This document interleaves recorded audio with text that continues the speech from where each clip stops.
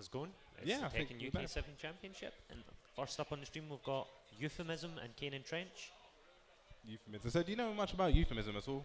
He's a Mortal Kombat player, and that's what I don't think he's ever played Tekken. I'm not sure who he would pick. He was saying last night it would be Horang, Okay.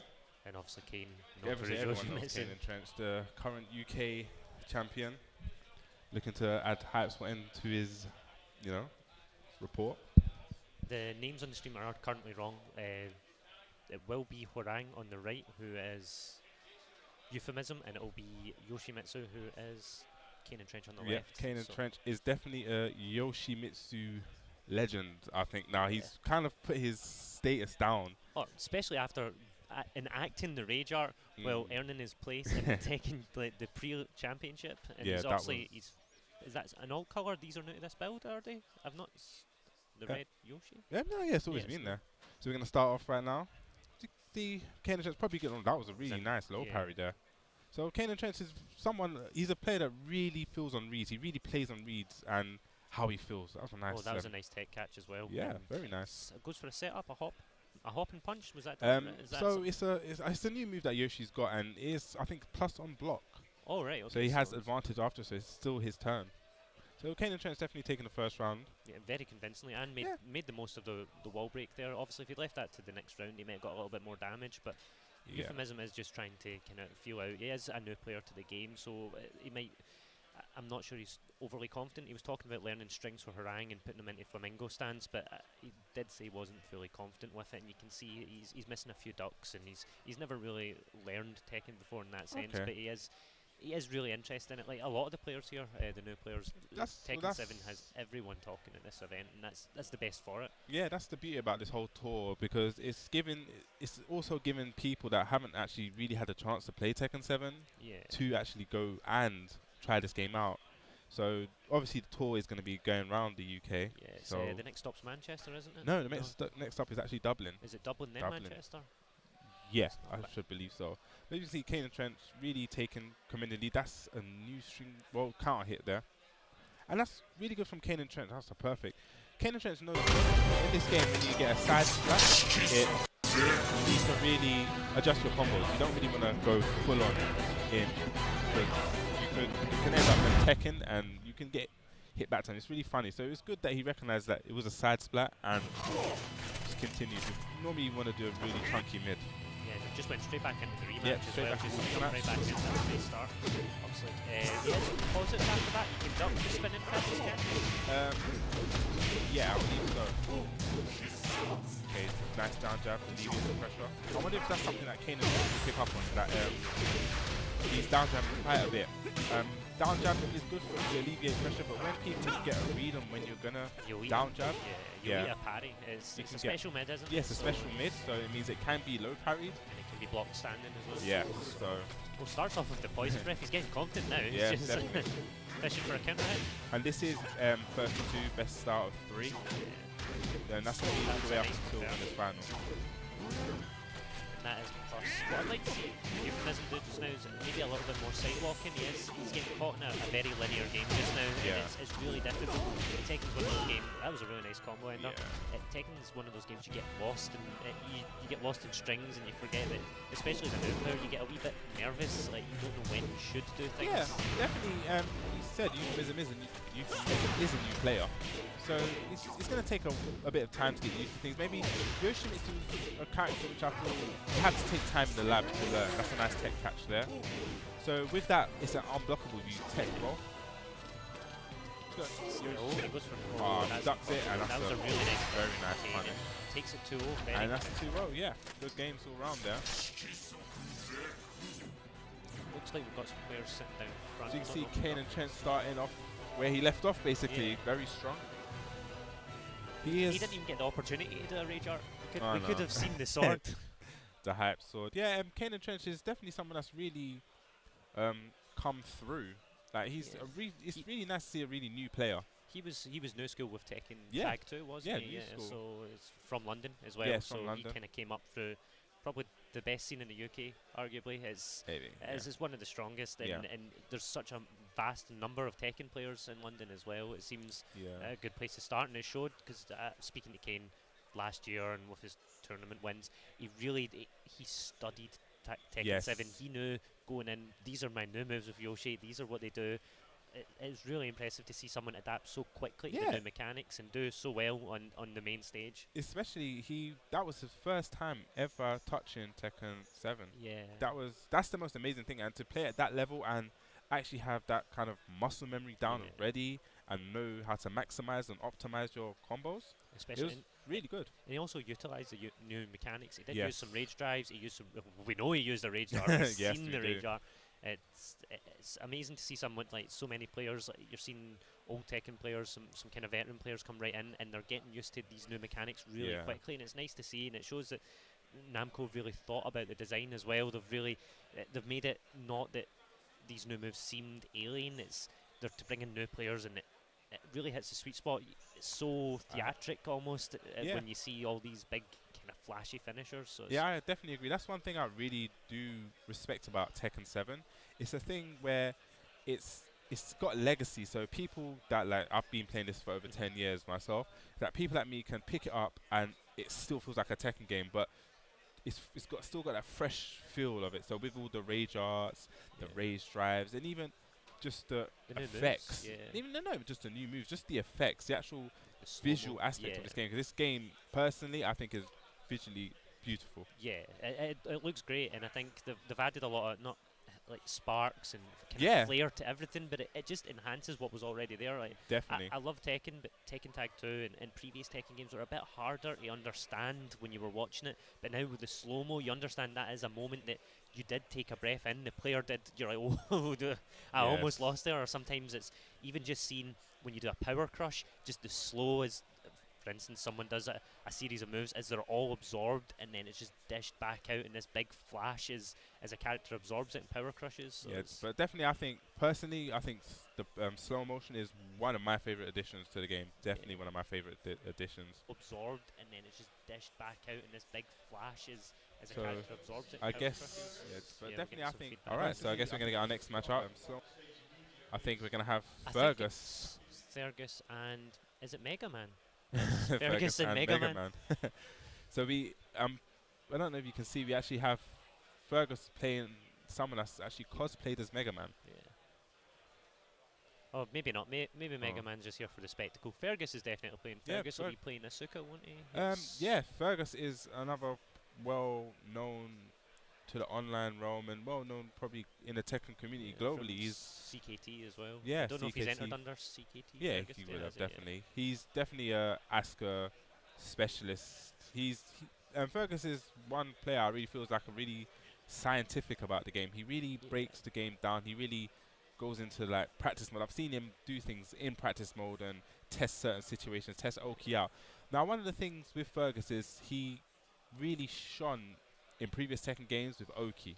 Yeah.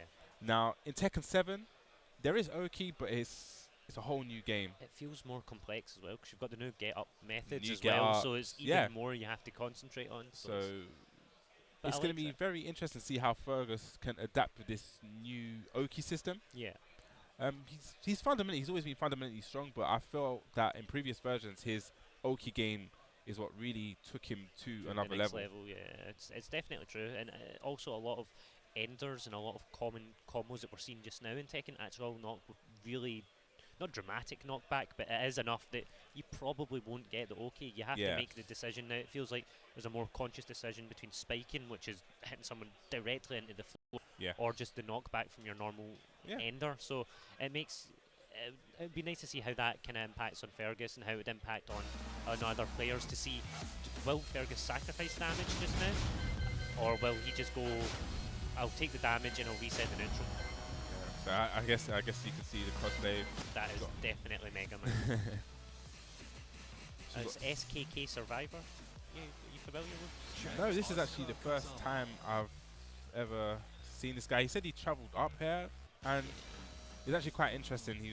I was speaking briefly before, and he was really, really excited to play Tekken 7. So maybe this could be his first time as well. I guess it's great that he's playing against Fergus. Fergus is a tough opponent, but I feel that coming to these kind of competitions, coming to these kind of events, it's good to play these top players. I personally think Fergus is one of Fergus the is, top players. yeah, he's definitely one of the top players, but he's also a really welcoming, kind of friendly guy. Yes, He will help you if you're clearly struggled with something. That I've only spoke to him online, but he does help. Like as soon as he got, it shows you the kind of person he is. As soon as he got his hands on Asuka, initially he'd already wrote a guide on explaining everything to make sure the community best benefit. And these are the kind of people you love in your community. The kind of people that fully understand the game and want everyone to learn. And he's been very aggressive just now against Jax, but he was actually going for OK setups there, as what we discussed. So when someone's on the ground, it's beneficial to kind of pester them almost and keep it what would be called OK, if anyone's unfamiliar with the terms. So I think Fergus is quite familiar with Jack. That was a nice counter. So that's going to go to the all big damage here. Yes. That is a new addition to Asuka. Her, I think it's called the Ring of Circus.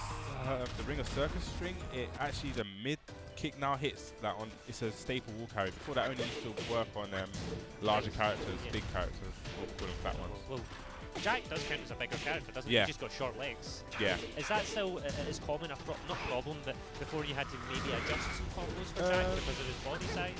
I don't think any. I think he's cool on this one now. Fergus could have ducked that second hit from Jack. Oh, he's gone for the throw. And Fergus answers back with a throw of his own. So you got Fergus just being patient. I think he's just kind of waiting for Survivor to throw something out, probably with punish. Nice step there, but doesn't punish the step. Oh. Is that safe? He could duck that. He can duck the second hit, yes. Oh, and there's our first rage art of the day. Nice. Oh, whiff. That's very interesting. Fergus was not aware of the pushback of that. I think Fergus would have had to go for Asuka's launching forward to the uppercut. It has a lot more range. Yeah, it's got she takes a full run at you, punches you, so it's definitely got great range on it. So yeah, that shows that Fergus, everyone's new to this game, everyone's still learning. Yeah.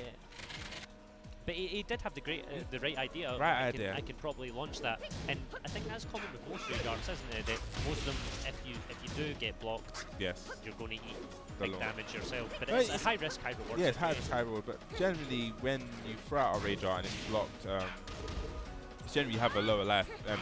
It activates and you have low life. So 9 times out of 10, it's going to be a KO if you get launched. Yeah. So it's a very high risk, but obviously the reward also is great. Oh, yeah, nice. Fergus waited for that to finish, and that's up forward. The whole game move up forward on +2 there, and it takes the first round. It's quite convincingly as well. Oh, nice. So I've noticed that a lot more moves in Tekken 7 have that kind of odd spin. Is there any benefit to that? I'm not sure about the benefit, but I know it's a new stun. It's a new stun that's been added to Tekken 7. Nice, goes for the 2 throw. 2 new stuns added to Tekken.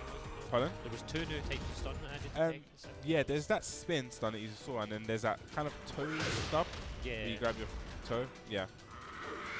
Oh, unlucky. I was unlucky on the whiff punish there. Fergus did have the right idea to whiff punish the debugger.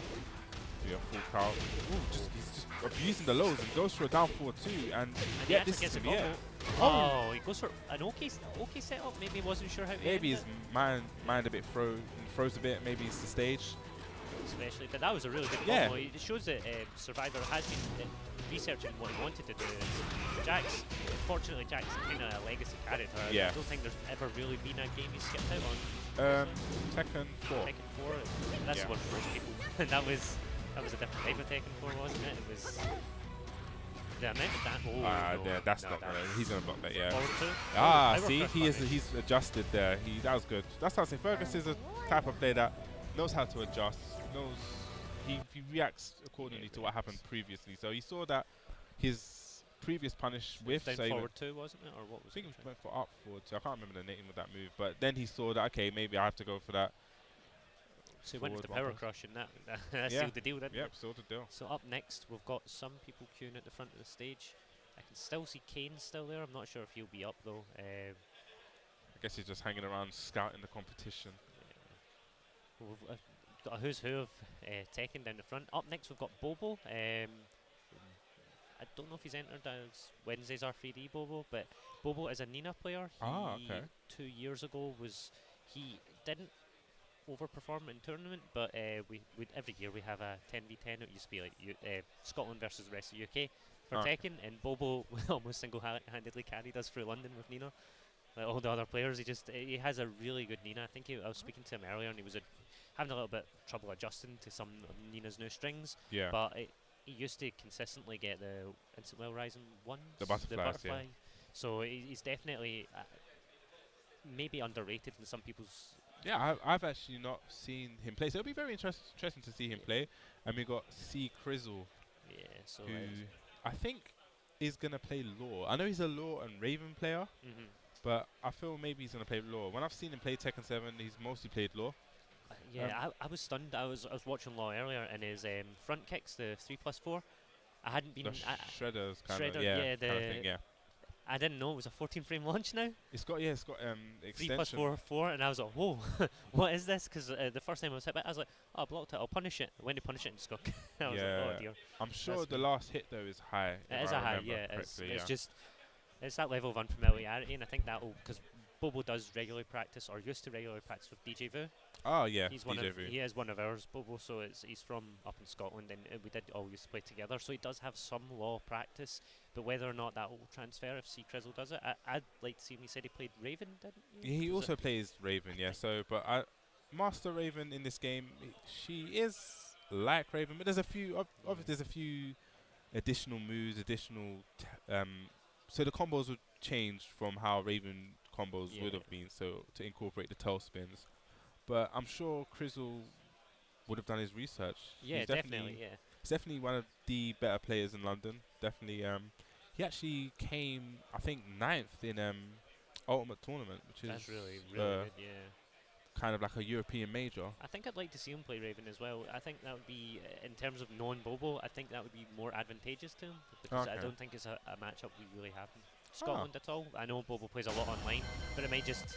Oh, it's already locked into Law by the looks of it. So yeah, it's W3D, sorry, Bobo and C Crizzle. So C Crizzle's hovering over Law, but he's not really committed to it yet. What are the? Obviously, we're looking at the.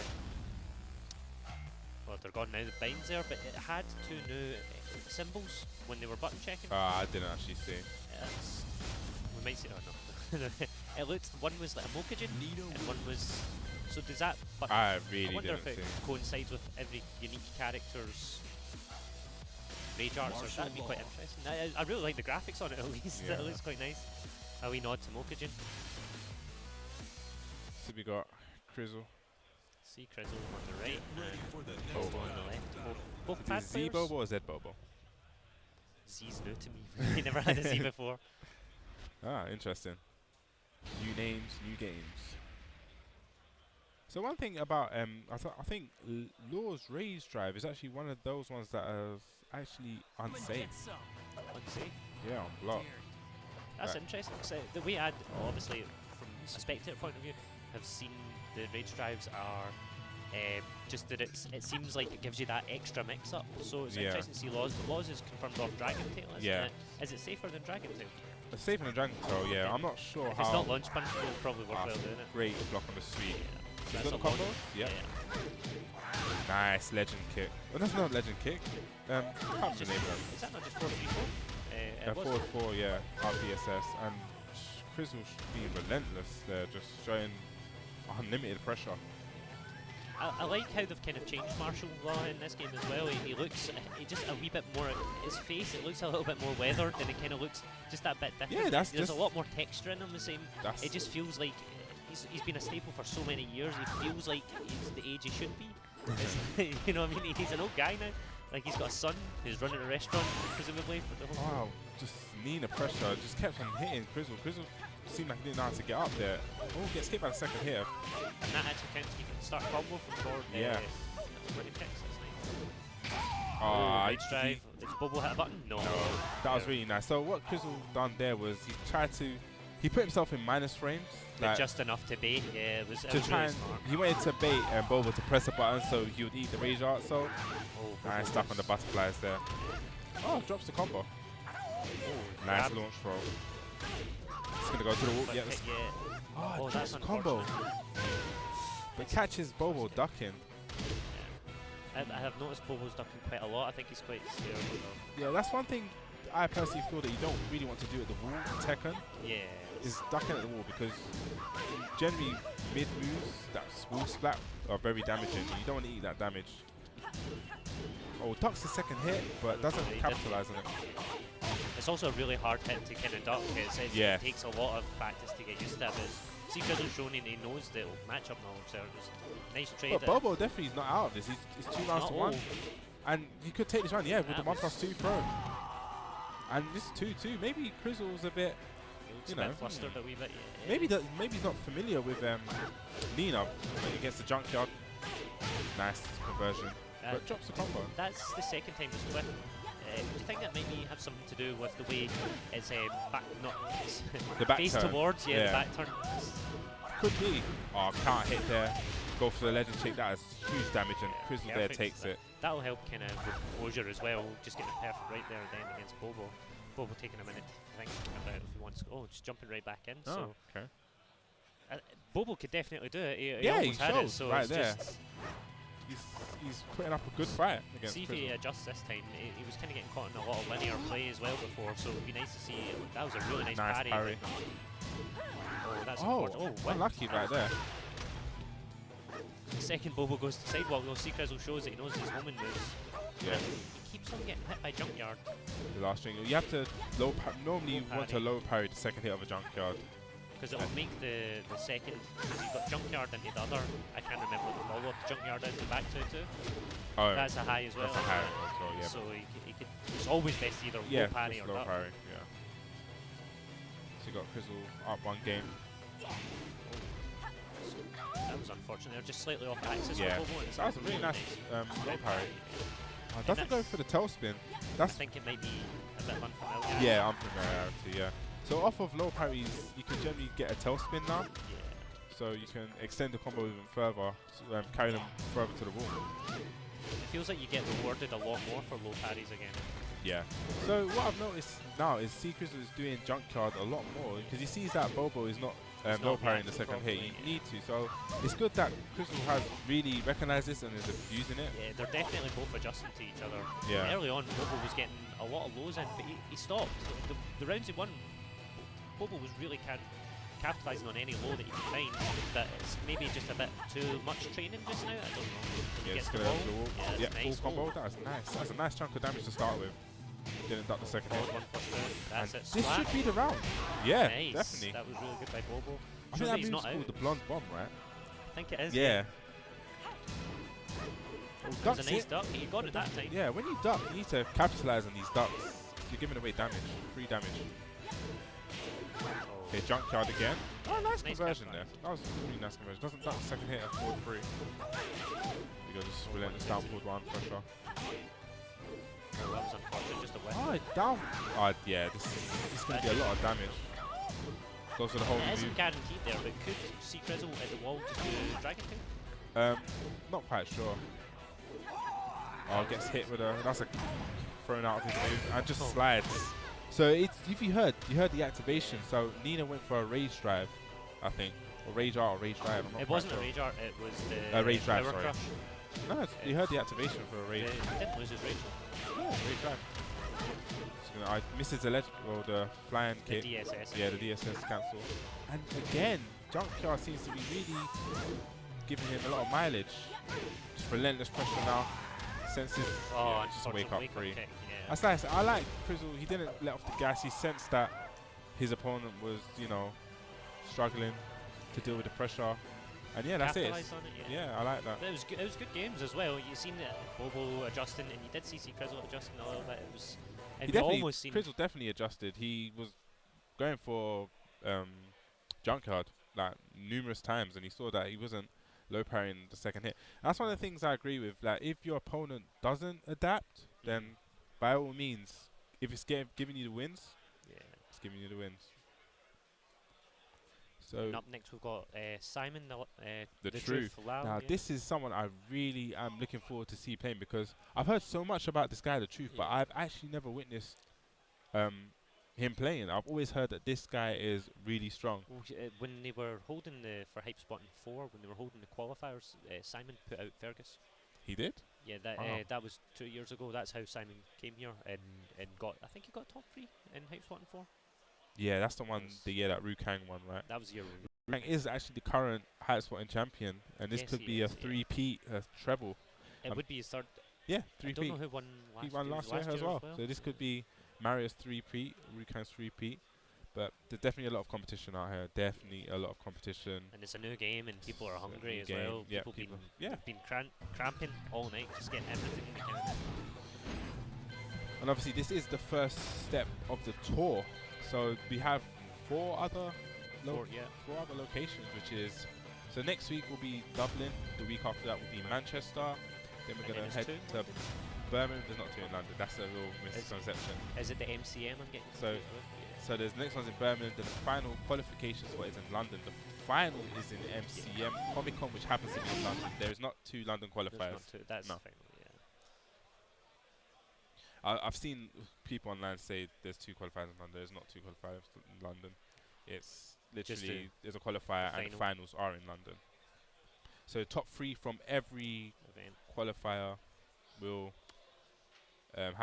will be entered into the grand finale at MCM Comic Con, which is I'm really looking forward to that. It'll be the cream of the crop. Right, so that's Skull Panda. Skull Panda's definitely not from England. He's from Scotland. Skull Panda is, I don't know if you're familiar from online. I've been trying to get him to come to events for years. He's actually a really, really good online player. Okay. But it's just none of us know him personally. He's not came to any events. This is his first Hypespotting. I think this might actually be his first offline tournament. And what obviously convinced him to come out was Tekken 7. I do think he did play Bears, but obviously he's playing Jack just now, so he's up against the Truth playing Leo. I've never seen I think the Truth is Jack. I think they may have the names the wrong way around. Maybe. Well, we'll see anyway. This is one of my favourite stages. I like it. It reminds me of the stage that you fought Nancy on in Tekken 6. Yeah, definitely. See what here.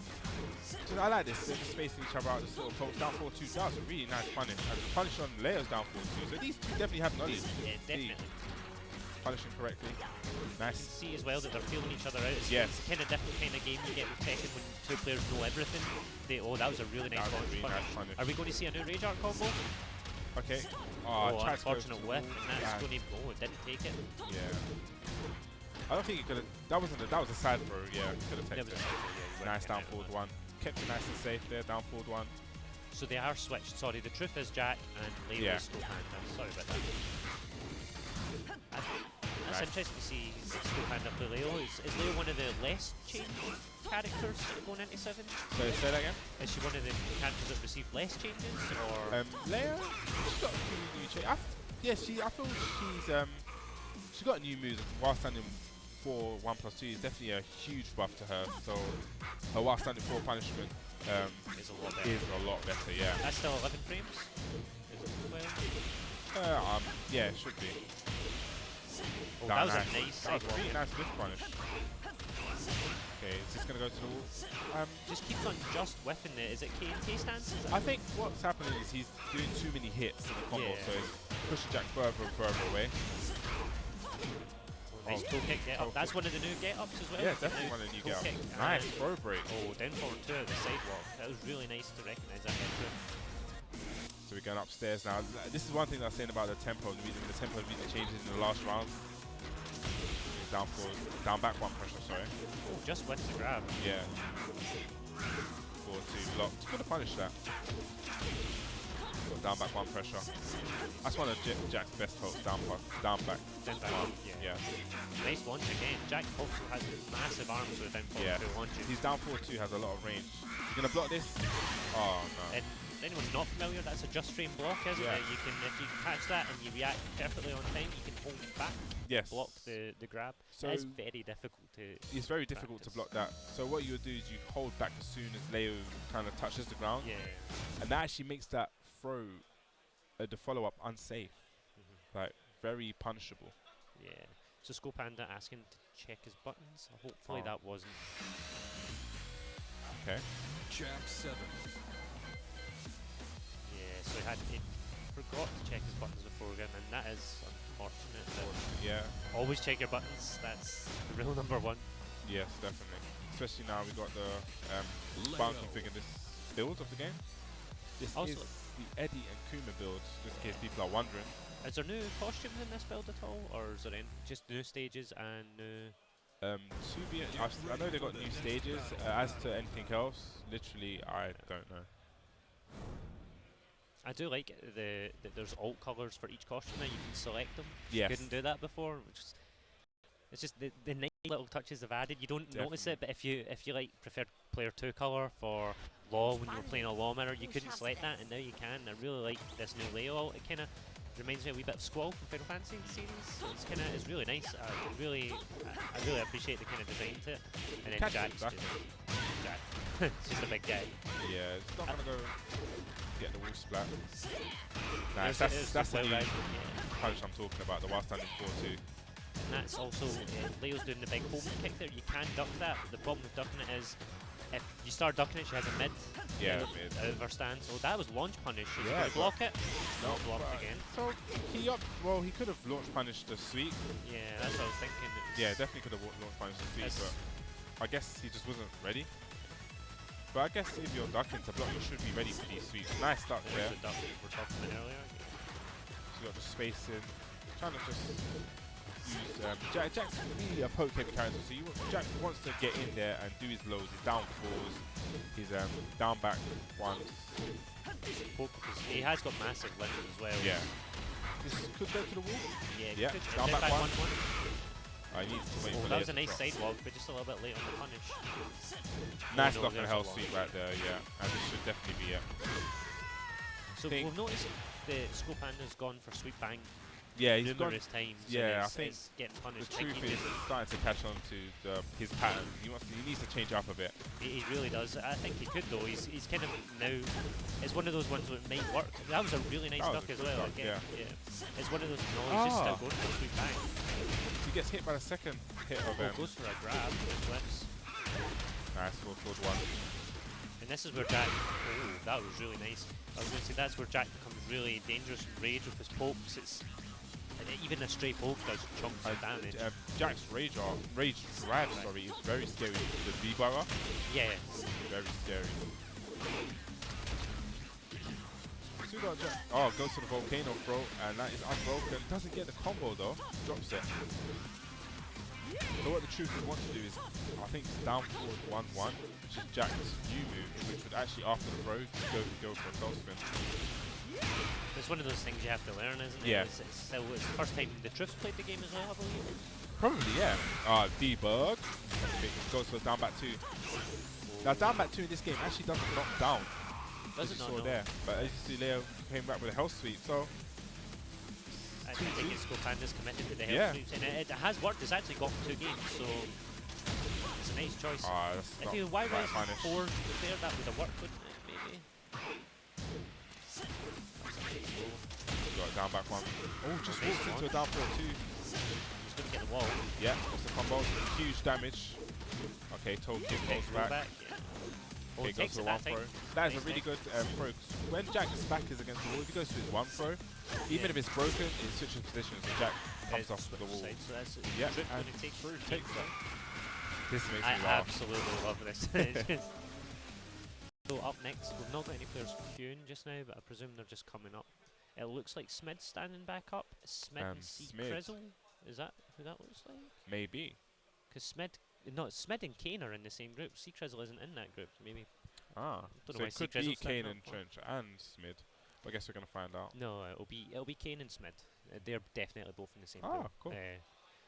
Now Smid is definitely. I heard he was very happy about this build. Yes, seen Kuma, so we could potentially see Kuma. Yeah, we are. I'm guessing we are going to see Kuma. Smid is a Kuma player.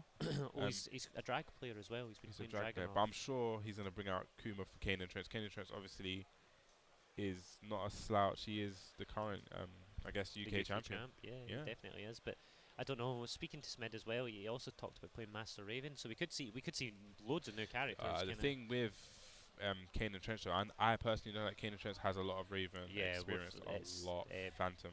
I was going to say Phantom. Petrillo is his surname, isn't it? Stefan Petrillo, is it? Yeah. Yeah, definitely know of him. Phantom, has Phantom been to any Tekken 7 events with Kane yet? No. I wasn't sure. Yeah, he's been. He was at one of them. He was at the one that Kane won, wasn't he? Yeah. He's definitely there. He was playing Master Raven there. But even just from Tekken Tag 2, there's a lot. Yeah, he's been playing against Raven. I personally know that he's really comfortable against Raven. So, but then again, play styles are different. So a different style could mean a different result. Yeah, definitely could. It'll be interesting to see who Smid picks, but it's also known that someone has extra characters up their sleeves could cause a little bit of stage anxiety as well. Yeah. You don't know who's coming out. You can't fully prepare.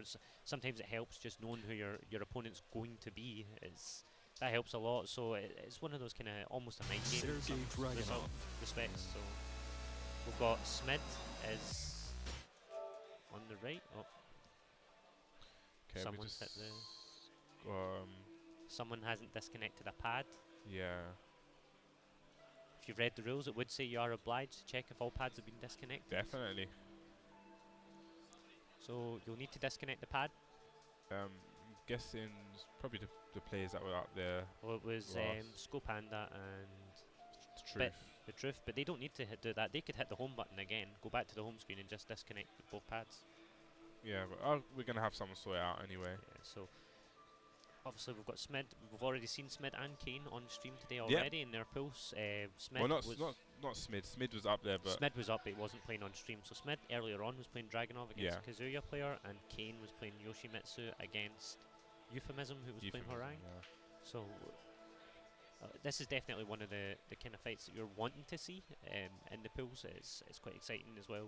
Yeah. Arguably the two best players in their pool are Kane and Smid. So I wonder how far through the pool this is. well, it's both still in winners. We know Smid's played two. I presume Kane's played two. So Oh, okay. it's is it 16 people pools? Possibly. So we're not at any finals yet, from what I'm aware of. Okay, so we're just trying to find whoever was last sitting at the console, but yeah, it's causing a few technical issues. But okay. So they're Well, trying. in the meantime, we'll take this time to talk about Tekken 7's release. It's actually coming out on the 2nd of June, so please, guys, get out there and pre-order it. Yes. Yep. Deluxe edition. And if you're pre-ordering it, you're getting Eliza. Oh, yeah, pre-order it, you get Eliza. Or you can buy the special edition and get the season pass for the. That's is the it two deluxe guests? edition. Is that So the deluxe edition comes with the season pass, which has 2 guest characters. Yeah. And yeah, or if you're a big money baller, you can go for the collector's. It's a nice collector's edition. Oh yeah, that statue. I've seen pictures of that statue. It's something that I definitely want to have. I'm not really a statue guy anyway. It's something that I definitely want to have. Oh, I'm a statue guy, and You I'm are. really having to fight back. Just do not spend all your money on that. Yes, the deluxe edition is only available from Game in the UK and GameStop Ireland. It should I think be. it was Yeah, GameStop. I know Ireland. GameStop are dealing with it in America, so I presume No, it's it's GameStop in Ireland. Yeah. And UK's Game. That's the only place you can get the deluxe edition from. It's definitely worth a look as well. It looks like a really high quality model as well. Yeah, It looks really, really nice. Was there not? There's also something else in that edition. You get Eliza, you get the season pass, you get the statue, and there was something else. Is it a steel case? Is there a steel case for one of them? I can't confirm that. No. No, I can't remember. I remember seeing a picture. There was something going about, and there was something more than just a season pass. But maybe that's me just imagining it. Okay. But So there was some. just have a few difficulties here. Trying So to I think locate Scopanda, so I think it's sorted out now. we've got it fixed. So hopefully the match will be up soon. Yeah. They'll be resetting the PS4 just to get it fixed. So this is Hypespotting 6 at Glasgow. It is such a brilliant event. This is actually the second time I've been. I came here last year. Yeah. It's a beautiful event. The venue is amazing. Okay, we're just having a big announcement to tell everyone to desync their pads. So yeah, this is the actual second time I've been to Hypespotting. I actually was really looking forward to coming up here, especially this is the first stop of the tour. I was really excited. Yeah. The hospitality here is amazing. I'll definitely say if you are within the UK and you can budget, next year definitely come down to Hypespotting. It is one of it's the biggest event in the UK. Obviously, I've never missed one. Yeah, you've living never missed nearby, it's 6 for 6, and every year it just gets bigger. And just knowing that Tekken 7 was here this year, was just kind of sealing the deal. It's the last. Yeah. It's the first time you can ever play Tekken 7 in Scotland, so it's definitely worth it for the players already here, and even coming in this morning and seeing the excitement on people's faces and just yes, the I crowds. saw so many people excited. it's like when people came into the hall, it was like they all just gravitated towards Tekken 7. They all just gravitated towards Tekken 7. So we've got a lot of matches. Obviously, we're gonna run through We've got the pool matches, and then it's a break, isn't it? It's a break for a while. yes, so Until then top top 32. top 32, top 16, and that will be streamed on the Bandai Entertainment, not Bandai. It'll be streamed on the ESL or the No, it's gonna be on the Bandai Namco Oh, Europe Twitch. That's for the top 16 Top onwards. 16. Top 16 onwards. Yeah, should be top 16 onwards. So at the moment, I guess we are just getting everything set up. Yep, there you go. So we're back in now. And one of the better things about this build as well, that Smid was really excited about, was the stage with the white blocks. I forgot its name. I know what stage you're talking about. Yeah, And it's actually really good. As you hit someone off the floor, spike them, the blocks. there's breakage, and it's this wonderful like neon pink. It's really striking. And in the background, you've got the hovering spheres, and it's if you not wall splat. If you wall splat someone, bits of the wall fall off. It's all just it's the blocks, right? The blocks kind of fall. The blocks, there's such a wonderful attention to detail in all the backgrounds. They're all animated and alive, and it looks amazing. It genuinely does look so good to just see all these kind of backgrounds. It's one of the things that I love about fighting games, when there is that attention to detail, and it's quite clear that it's prevalent in Tekken 7. You've got, if you've seen earlier, the kind of the construction rig, the one the Nancy stages. I can't remember it. You had all these automated Mishima building, had all these automated kind of machines in the background. This is the first time I've seen this arena. So this is the arena. One This of the new stage, ones? yeah, this is one of the new ones in this build. Like this game, I think personally, from my opinion, is aesthetically the best fighting game I've seen. Unfortunately, we can't see the customizations here, but even checking out the new customization items being released in arcades, and there's some, that's what it was, pre-order exclusive customization items, I don't know. And there's just so many like really nice items, like Bullet Club items. So yeah, we're gonna go straight in. So this is one soundtrack I had the chance to play this last night. This is one of the soundtracks I like as well. Yeah, like I said, aesthetically, just look at the arena, it's great. So you have Kane and Trench.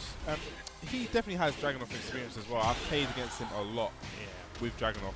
When he was training to go to Japan, I played Dragunov against him a lot just to get him familiar with the match. It was early on that Dragunov was really strong. I still think Dragunov is really strong in this game. He's down 2. He's always been a strong poke, and as you see, Nobi makes Dragunov work. And early on, it still is running 2 has got a great amount of kind of hit advantage, so it means that he kind of almost gets to take another turn when he lands with it, and he puts you in a kind of vortex. And even most characters, I think Dragunov's one of the strongest bulky characters in the game. Yeah. He's got a lot to confuse you with. Oh, there's the slow-mo we're talking about. Right there. So, I'm going to take you back a bit. Kane done a spike at the wall, and when you spike at the wall, if you do not hold back, you won't tech, so it sometimes gives you free guaranteed damage. Right. So as you saw, Yoshi got his free sword sweep on the ground. Okay, catches him in the fleet. So was that also there? Kane went floated to avoid any lows? Yeah, it's like an Oki mix-up. Kane has really good Oki mix-up, and punches the sweep, and this is definitely going to be dead. So you got 3 rounds straight. Now this is going to be very interesting to see if Smid is going to change character or go straight back in. I expect him to at least go to the character select screen and take a minute, at least just a breather, because he did have a few opportunities there, and they were just whiffed or just missed. So he'll definitely want to think that over. So I personally want to see bears. That's all I want to see. Especially because it's a bears build. Like, we've not seen anyone on stage with bears yet. I have the feeling, I know someone in pools is playing bears, but I've not seen them at all, which is... so he's gone for Raven. I guess he may not feel... I guess, well, you just compare... Raven was the one Smid was studying for.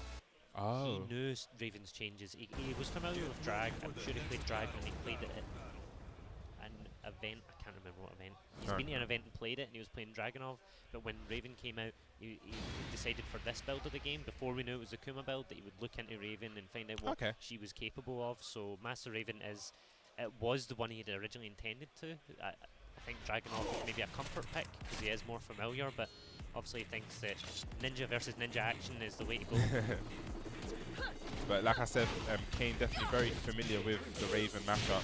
That's a really nice confirm as well off the get up. Spring kick. Wow, And nice wall wall break. I didn't know that was a wall break. Oh, and a tech catch. Nice little parry.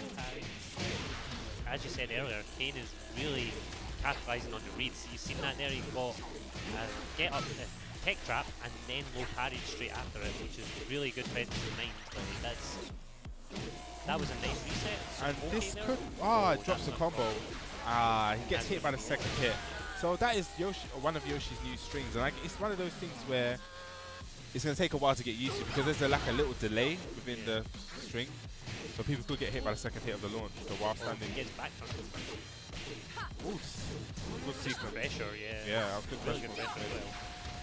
And you've seen at the very start of the round as well, Smith is one of Raven's moves, the punches that has the parry in it, that's what he started off the round with. So that was a really big read as well. Yeah. Early on. Probably read the crouch dash actually. And nice. Oh wait, Nice duck. he ducked. So as I said, Kane definitely that matchup. has knowledge. So there we go. It's good to see both players kind of poke each other out.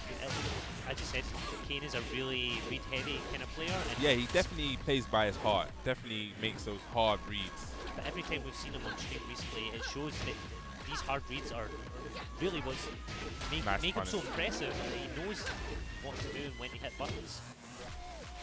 And he has a really nice flash. Unlucky there. Unfortunate. I guess because of he was turned backwards, yeah. Is that a lot more difficult for Yoshi? It's not a character I'm overly familiar with. Oh, ducks on the wall. That was unlucky. So yeah, I've never actually seen a flash combo from behind, so yeah, I guess it's not really something you see that often actually. Is Flash still the fastest move in the game? It was 6 frames in Tekken Tag 2? I assume so. To come in with frame data, I have no idea. But it was one of the fastest moves previously, and it's like a parry of sorts, isn't it? Yeah, I guess I'll call it a parry. It basically nullifies any attack. So any like advancing attack that hits while the flash is out, it will cause a launch. Yeah, cause a launch, stun, crumple. Up next, we've got Lord Dart Dan coming back. Was he on stream earlier, or no? That was previous to the stream. But we've got Lord Dart Dan coming up. He is a Mishima player from Manchester. Yeah. And I'm not sure what pool he's in. I think I'm not sure. Is that Danny Wen? No, I don't know. Yeah, I think that is Danny. And he was definitely really excited to play Tekken. Yeah. He was. I saw him running around and buzzing about the place yesterday. Earlier, I think it was with Dan, about he is quite nervous to be up on the stage. He is. Okay. He said he had a wee bit of anxiety, but he definitely seemed to know everything that he could about this, as much as he could about Tekken 7 coming forward. So it'll be interesting to see the two kind of spar off against each other. Lord Dart Dan, known for his execution, he is. Definitely, he is. I'm sure one time someone called him the Manchester TMM. Yeah, I've heard that. And Danny Wen, I'm not familiar with. I know who he is, but I haven't actually seen him play. Very interestingly enough, Lord Dart Dan plays with an Xbox pad. Yes, he does. I find that very interesting, and he actually uses the analog. Yeah, and see, when you say it makes it more impressive, the fact that he's using an Xbox pad and the analog, because it's perfect electric when Godfist are on point. And for anyone not familiar, it's a 12 frame input, isn't it? You have 13. To hit forward, neutral, down, forward 2. And it's if you hit it perfectly, that's the exact same second or frame, millisecond, however you like to describe it. You hit down, forward, you have to hit the 2 as well, the punch button, and it will give Kazuya an electric, powerful fist. It's a launching move, and it's so impressive to see someone hit it so consistently on what could be considered unconventional means. Because even looking at all the people here today playing Tekken 7, most of them are on PlayStation 4 pads. There's very few stick players about that play Tekken that you can see. I know we've got a Hitbox player, Ben Rogan. Oh yeah. Ben Rogan plays Hitbox. I'm not sure if he's brought it with him, but he definitely plays Hitbox. So we're going to the Forgotten Realm. This is the floor break stage. This could be very. It's very interesting because it kind of changes the whole combo game. Is that you want to spike them down and you can even extend your combo. So take them to the wall. So we've got Akuma from Lord Dart Dan. Oh no! Is that Lord Dart Dan? No, he plays Kazuya. I would say Kazuya. I think we've got the names back to front again. Yeah. So Dino Boy goes by. I know definitely. He does play Akuma. Dino Boy was actually talking about Akuma. Yeah. No, think about it, I actually saw him playing Akuma in casuals. So it'd be quite interesting. So Akuma, definitely, I would say he's a new character to Tekken, definitely. And personally, I think he really bends the rules of Tekken. I've been lucky to have a lot of time with Akuma, and I feel he's really fresh to the game. And Lord Dark Dan is just not. He wasn't even letting Akuma start there. What was good to see is, as you were discussing off stream earlier, as soon as he blocked a move, oh, that's going to be big. Yeah, that's a there's big Lord Dark Dan's execution. Unfortunately, whiffs the combo. But this is his first or second time in the game, so natural. But as soon as no, that's launch punch. Yeah, that's launch punch. So what Dino Boy is doing wrong, the names are backwards, but what Dino Boy is doing wrong with Akuma is when he's getting those jump ins on hit, what he needs to do is go into a jab and then Shoryuken and an FADC, cancel it, which is using Akuma's bar at the bottom left, as you can see. Yeah, as you can see, starting there. That's a nice combo. Wasn't most optimized to use both his bars, but big punish. Gonna go downstairs? Yes, nice. And then splat again. Is it possible when you get, I've noticed in Tekken 7, oh, there's 3 electrics almost. In Tekken 7, when you get a ground break, the bounce is considerably higher than Tekken Tag 2. Would that allow for maybe Lord Dark Dan to get a high splat now? Not really a high splat, it was just splat again. So he probably could just do like a delayed hop kick as well. Not even an electric and resplat him against the wall. But it gives you enough time to. Yeah, it definitely gives you enough time. And Danny's gone back to the character select. Gone back to character select. I'm sure Dino Boy earlier was playing Link. I'm sure it was. Link, shall you?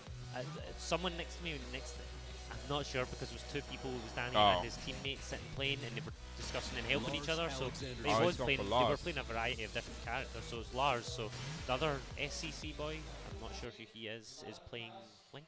Okay. And he's doing some really interesting stuff because I've not really seen a lot of Xiao Yu players in Tekken 7, and you haven't seen a lot of Xiao Yu players? I've seen Xiao Yu everywhere. That's all I see is Xiao Yu, Xiao Yu, Xiao Yu. That's the one that I've seen the most of. She seems scary. Yeah, definitely. But we got Lars here. People actually say that Lars isn't that strong. People really doubting him. I think he's still capable. Yeah, I still he's definitely still viable in this game. I think that's one of the beauty of Tekken games as well. That even when some characters are considered lower, you're never going to get like 9-1 matchups. Everyone has a chance in Tekken. It's arguably one of the most balanced fighting games out there, for sure. Everything feels fair to an extent. But there has been a lot of people, especially after that wonderful campaign of buffing Lars. He doesn't seem to have got as many buffs as people like, but I do love his new costume. I really like this kind of battle armor. Yeah, he's got going for even really Kazuya's new costume, I guess. Kazuya's new costume, he's like, it kind of reminds me of the way my granddad used to dress in the kind of long coat and the nice suit. It's really nice, I like it. I think a lot of the new outfits in Tekken are really, really good. Like, I think a lot of kind of styles gone into them, and everyone looks a lot more vibrant, or in a sense. Yeah, and that's going to be a nice health suite. So we got 1 round apiece. So that Dino Boy definitely was doing a lot better than the Akuma pick. So it's probably I know he does play Tekken. He has previous Tekken experience. So probably definitely Lars. Oh, so yeah, probably more familiar. Especially this matchup. This isn't a new matchup. This is one that you can face. Nice punish on the arc blast. Yeah. And you can duck that kick and lightning screw. Lightning screw. Nice, got the combos. Big and damage. It's carry to the wall as well there. That's a large carry. Allows him to kind of follow up and go into. Russian 2 throw not broken. Okazami gets up wrong. So people saying that Okazami's not in this game, but as you saw right there, he caught him in his back. The wrong way, yeah, and that's it. Nice. Oh, unlucky. And then gets twin piston. Unfortunately, just slightly off axis or something. Yeah. Oh, nice jab throw. Gonna go to the wall. Huge scaling, nice. That's very really huge good damage. Was that guaranteed? That's all. The wall come off. Oh, could have art blasted that. Could have art blasted that again. Doesn't get the full punish, but goes to the line and catches him. Probably side rolling. Yeah. That wasn't natural. No. We have seen this is Pro A53, I think. Oh, Pro A, okay. It is Pro A. We'll have Pro B up after this, so we've got a lot more Tekken to come. Wow, gets the lightning screw. It seems like Big a lot damage. of risky lightning screws are really paying off. Yeah, for they're really Danny paying off. For Dino Boy, and he's doing well. It's just unfortunate that it's. I think maybe picking Lars earlier on might have benefited them a wee bit Yeah, more. it's definitely doing a lot better with Lars. As you see, it's 2 rounds apiece. Doesn't punish the down forward 2. Goes for the rage drive, but that was really good from Dan there to jab it out. So, And yeah, this is definitely, this is over, yeah. That's going to hit. So the thing with Rage Arts is that they have armor, so they will absorb your attack. Is it? Did they lose to some lows though? No. Is that just That's Power Crush. Power Crush. Rage Arts, full armor? armor. So that was really good read on the. He probably saw the orbital hill, which is a very active Yeah. move. You can react It's to that. a great move, but I think moves like that now, with the new mechanics of Tekken, with Rage Arts, Power Crushes, and, Yeah, you have and to- You have to be You so have to mindful. be very careful. That's one of the things I feel that people are going to have to really adjust to with Tekken 7. When there is low life, there's that risk factor of that you have this move now, Yeah. which has that armor, so it will absorb your move. So you can't really go gung-ho and just all buttons blazing. You have to take your time and actually have a position where you can actually read, okay, is my opponent going to, I don't know, press this and I can react with a rage art and essentially absorb the hit. So up now we have... It's the repeat of the match that we've seen before. It's Smid versus, I know Kieran, I don't know his tag, he was the Kazuya player that was playing earlier. Okay. So this is actually already been running pool, so this must be fairly... Skull Throne, yeah, that's the one. Okay. Skull Throne and Smid. So Skull Throne is going to be playing, he was playing Kazuya earlier, and Smid was playing Dragunov. I don't know if Smid might want to practice his Raven a bit more, or... I guess in this kind of thing you want to really just stick with what you... What he won with last time. What you're comfortable with, I think, is the main thing. Just being really comfortable. I felt when I saw his, I felt, well, maybe he may be more comfortable with Raven because thinking about it, Kane and Trench is really averse to the matchup. So, but when I've seen him play not Raven, Dragunov, I feel he was doing good things. He was. It's just I don't think it worked out for him. It's Yeah. and that's one of the things you don't want to doubt yourself. It's he did well. It's just Kane done better. And Kane is known across the UK now. So there we go. In the character selection, there's a different. Rage Arts actually has a signifier as its move. Okay. So that must be a Rage Arts button that automatically binds to whatever your required input would be. So that's possibly brilliant. I really like that. So you can easily go between different characters without always having to find that unique Rage Art button. So if it's left punch, right punch, or if it's left punch, left kick, down back, you just have to do down back the Rage Art button. So that's amazing. I really like that. I think that's really smart and really intuitive. And this is the stage we were talking about earlier, geometric. Oh, that's it. So yes, with the blocks. This is one of definitely the newer stages in the build. And it's such a nice stage to play in. It's in comparison to older training stages, I'd say this is the best yet. And so Smid's he's opted to go for Master Raven. Yeah, and we've got Skullthrone going Paul this time. Last time he played Kazuya, maybe he's hoping to get some Death Fist in there. Maybe Paul is scary. Paul has always been, for me, a scary character.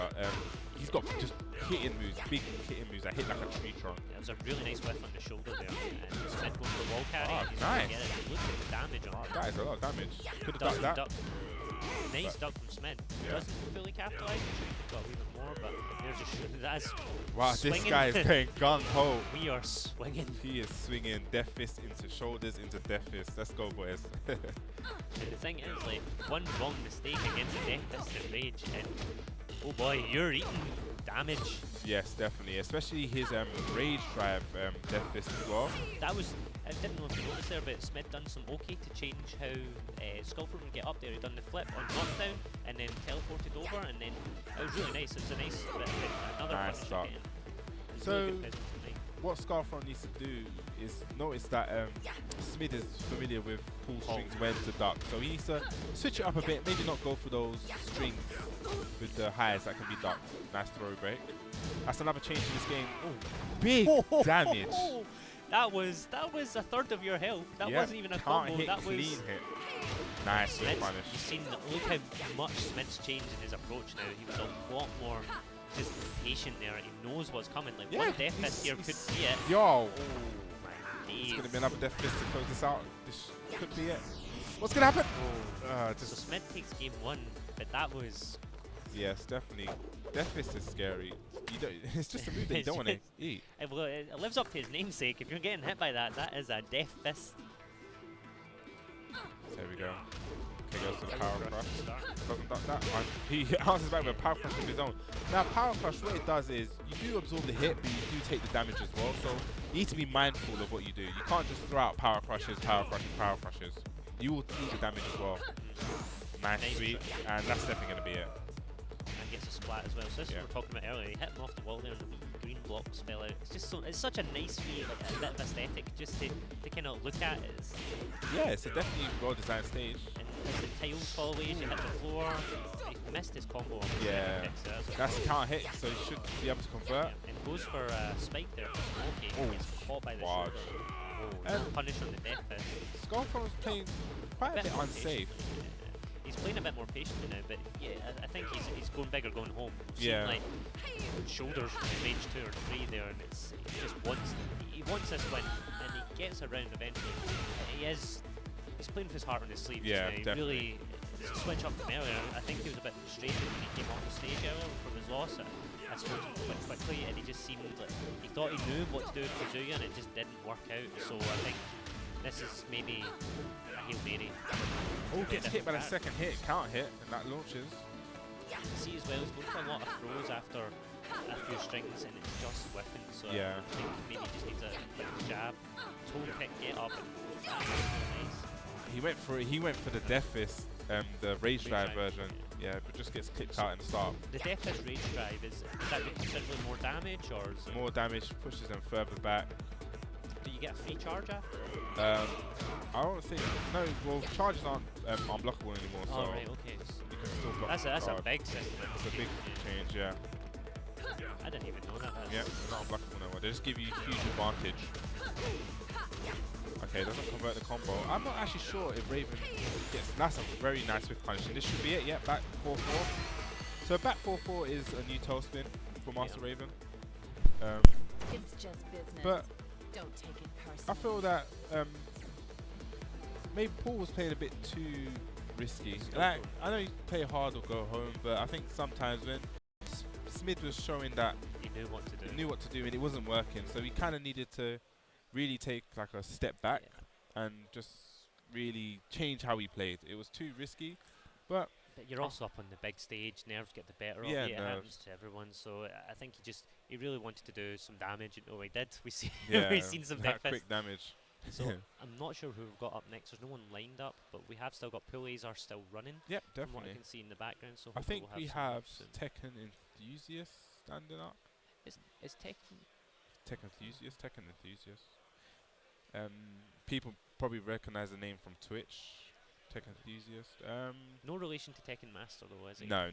Because 2 years ago, and last year, I'm sure Tekken Master and Tekken Apprentice, wasn't it? There was Tekken. I know Tekken Master last year, definitely. Tekken Master is here this year, isn't he? He's here this year, yeah. Okay, that's good. I think he's here for Mortal Kombat. But he has entered in Tekken. I've seen his name in one of the pools, and he lives up to the namesake. He is quite good at Tekken. I think he reached top 8 last year. No, I think he just fell short. Just fell short. So, but he is a very good Tekken player now. I wonder how he's adapting. He played Bacon Team Taekwondo, I think. Yes, he did. Yeah. So Horang definitely, I feel, is a strong character in this game. I think people have always considered in Tekken Tag 2 that Horang was a stronger character than Bake as well, wasn't he? Yeah, but I'm talking general. I think in Tekken 7, I feel that Horang is very, very good. I mean, everyone's seen speed kicks. Everyone sees the way he plays. It makes Horang look great. Speed kicks is on another level as well. He's such a good player, and you see he's one of the few people that I've noticed in American tours that's utilised Tekken 7 to its fullest. You'd be surprised to see that he wasn't American. Essentially, he looks like he's been grinding out everything, and he knows it, and he knows the matchups. But that's a testament to how long he's been playing. He's been playing for decades, hasn't he? Speed kicks. He has been. I think he's a new player. Is he? Actually, I don't know. Actually, I'm just. It's DJ Vu, we have Vu. And do you know who Vu's against? I have. Pawana. Parwana. Okay, I'm not familiar with him, but that's the beauty of this tour. It brings out these newer players. Obviously, Vu is a Paul. yeah, Paul Law, but he's a Scottish homeboy. He's a definitely he's the tallest of the Scottish homeboys. Yeah. You might not Vu- even see him on yeah. camera. You might just see his chin. You Yeah. never know. I remember the first time I met Vu, I was just like, "You're actually really big."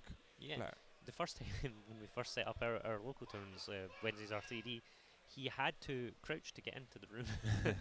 And it was just, he is a behemoth of a man. He's just so yes, tall. he and is it's a sitting next to giant. him on a stage, it's weird to see him play on a PS4 pad as well, because you'd think you'd have to play on like the original Xbox pad. His hands are that big. It's just crushes pads consistently. I don't know who's playing. I presume it might be Jack. Oh yeah, he plays does play Jack, he Jack, plays Law, Paul. Paul. He does, when he wants to annoy people, break out a bear. I'd like to see a bear. Oh, I've actually seen him play bears. He's Yeah. been practicing Eddie. Not here, but We've at yet to home see in it. Yeah. Tekken Tag 2. He's been playing a lot of Eddie, and when we last spoke a few weeks ago, he was already really genned up on what Eddie can do, that back 1-4 wasn't counter hit launch anymore, and stuff like that. That's kind of a heartbreaker for many people. I know it doesn't. It's not a can't hit 300 plus damage. Oh no. Yeah, it's gone. So I'd really like to see Jason, if he's confident, break out Eddie. It would be nice to see Yeah, the I- characters from the build that you Yeah, brought. this is a just- new build. Obviously, everyone's seen the new stages, but it'll be nice to actually see some new characters being showcased. So we just got some burden checks. just Parwana. Parwana. Yeah, definitely someone I haven't seen before. I'm not familiar with the name Yeah. either, but It'll be Let's not interesting. count them It's out, 'cause- more. That's one of the things I say about these kind of tournaments. It's better the devil you know than the devil you don't know. So when you know, okay, I'm fighting Ru Kang, at least you kind of know. You can research on what he's about. But for players that you have no idea, it don't could be know. very scary because you have to feel them out. You don't know what level they're playing at. You don't know. They may what they know, what they don't know about your character. So it's really a thing that you have to really adapt really quick on the fly. It's obviously against other players. You realise it yourself as well. You're playing against people you play regularly. They know your habits, but when you play against someone else that doesn't know, you kind of You can get away let with things. loose. Yeah, you can get away with things. One was always after 1-4 with Bruce. I'd always just do down 4. I couldn't help it. It's just that's what I do. I do down 4. But Scottish players all block it. Most other people fear back 2. And it's that way. It plays out wonderfully when you see all these people adjusting to new mechanics, adjusting to new characters. So Parwana's playing Lars, Lars, and we've got DJ Vu is playing Jack. So Now, I know Vu has actually been. I think I've spoken to him a couple of times. He's asking me a few things about Jack, so it seems definitely that he's ready learning Jack. there's a tournament in Manchester where he placed second under NBA EX Soldier, was it? Yeah, he With Jax, so I think he is quite committed to Jackson's. I'd like to have seen him play Law. He was really excited for Law buffs with I think it's the Shredder kicks. Yeah, the 3+4. 3+4/4. He was really excited about stuff like that. So I think he has had time though with Jack, and he was saying he feels Jack's poking game's really strong. Yeah, Jack's always been a very poke-heavy character. You know, he's down back 1, but that's a big counter hit launch right there. Parwana showing that he knows some of the Yeah, combos, or at and least just being relentless. It gets hit by the last hit. Arc Blast is working away. This is Parwana is. He's going. Yeah, there we go. That's a beautiful punish. Parwana shown that he does know the character and he knows his strings, so that's something. He's not afraid to use them. He's using Art Blast, but he just gets hit by a counter hit. It's unfortunate. Oh, he's going for this. Yeah, so Parwana started off really strong, but I guess towards the end he was kind of too really. He was too hungry there. I don't like a strong poke game. You don't need up forward 3, especially when Jack's on range. Okay. Yeah. Oh, doesn't block. Oh, that's not guaranteed anymore. Down back 1-1-1-2. That didn't look all guaranteed. I don't think it is. Wow. That's news to me. Dashes in with the low. Unfortunately, DJ wishes his jab, misses his jab flow. Looks for another launch. So I think Parwana might not be totally confident in the poke game. That's what it seems like. He seems like he's going for a lot of up forward threes, but he's played a lot more patient now, and he gets it with the orbital heal. So that's so it shows that Parwana knows his combos. I think he just needs to kind of play less risky because he's sitting on a massive light. But lightning screw hasn't worked for him, and he's been getting launch punished every time. It's almost. Oh, that's unfortunate. Doesn't get the whiff. Doesn't get punished. I sense a debugger coming. I knew it. Here we go. Sniffed it out. Oh, is this? I don't think he's got life. Oh, it hit him out. And that's definitely going to be it. Yeah. Jumping jab didn't even hit there. Yeah, it didn't hit. So if he done a move that was probably less active, training quicker, he probably would have killed Lars, because Lars didn't have the damage to take an absorbed hit. Orbital heal catches him again. That's unfortunate. I think maybe what's cost Parwana here, because he's done really well, is he took so many big risks. Yeah. Full health. Like DJ Vu was at rage, and Lars was practically full health. He could have just played patient, poked a little. One thing about Tekken 7 is the timer's a lot lower as well, isn't it? You're playing with 80 seconds? 60. 60. So before in Tekken Tag you were playing with a lot more time, so you can actually play a bit more defensively as well and still win out the draw games. Not draw games, sorry, draw games to opponents who are likely to So he goes straight back in. Okay. I guess him the low crouch sweep jack, the down forward 1+2 crouch.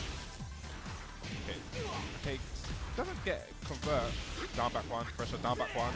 Oh yeah, he baited that out. He wanted him to throw out a low crush. I think Jason maybe struggled that first. I think he's got Parwana's number. Yeah, Parwana's playing a bit too unsafe. He needs to utilize more Lars is close. Lars got good down forward one. Just poke him a bit more instead of just going for the launches. It seems like he's really launch happy. And this should be it. If he doesn't block it, that's it. And is that the second perfect? This is two perfects. Ooh, don't want to get triple perfect. Come on. Good. That's gonna be a launch. Yeah. So Parwana's playing definitely. And wow. I think that's it.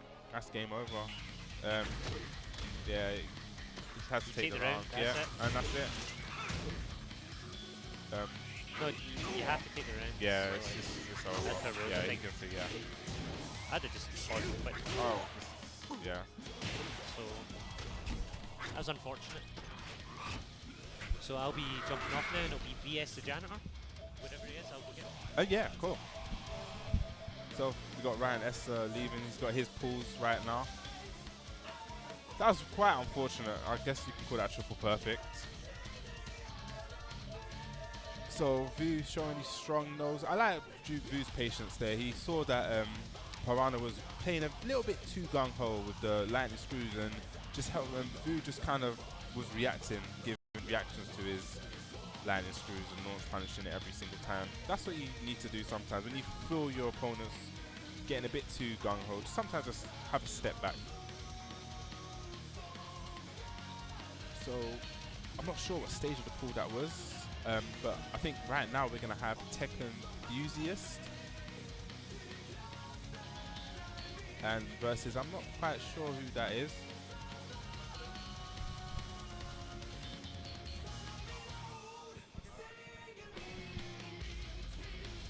I'm not sure who the other guy is, I'm guessing, but Tekken Enthusiast is I think he's quite a relatively new player. I think he plays Jin or Devil Jin, one of the two. I'm not quite sure. I saw him in casuals playing, I think it was, well, one of the two, Devil Jin or Jin. Definitely knows what he's doing. I know he's researched the game. He's definitely a very avid Twitch member. You'll see him a lot on Twitch streams. So I know he's definitely been researching the game. Definitely been very excited to come to Hypespotting. I've been speaking prior to the event, and he's really looking forward to it in general. Obviously, everyone getting their hands on Tekken 7. Something that people really want to do. So I guess they're just asking about pads, and they're going to start. Oh, so we got just waiting for one of the pads to have a cable. Get a cable with the pad. So I'll take this meantime to talk about the tour once again, or the tour, the Tekken, not the tour, the UK Championship. This is the pre-launch championship, where we're going to be having a number of 5 qualifiers. So we got one qualifier, which happens to be today at Hypespotting. And then we have the second qualifier, which is next weekend. So basically, every weekend from today will be a qualifier. So we have this weekend Hypespotting. Next weekend we are going to be in Dublin, Ireland, Dublin. Following weekend after that, we're going to be heading to Manchester, then Birmingham, and the final qualification spot is going to be London. And then so basically, the top 5 from each qualifier will move on to the grand finals. If say someone comes first in Hypespotting and in the second tournament they happen to place, what happens then is a place gets passed down to the next highest qualification spot. So the 4th places in general, and so on and so forth. Alright, so we're going to have King versus Jin. I feel King definitely in this version. I used to be a King main. King definitely in this version I feel was a lot better, especially with he has acquired one of Armor King's lows, a down 3. Now I felt in previous versions Armor King was someone that suffered with his low pressure. He had all these throws, but people it became a bit too telegraphic with your throws. They could be ducked and people will punish it. So I feel with this addition to the low, it's kind of really scary. It really keeps people on their toes. And obviously he's got his hop knee to launch. So we're going to go to the Forgotten Realm, the floor break stage. So it'll be interesting to see if any of these players are going to adapt to the stage and create their combos and make them a lot better.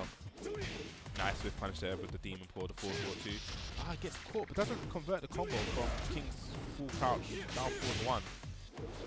Okay, nice down back 4. Just keeping it relatively safe and a relatively safe low. That's really nice.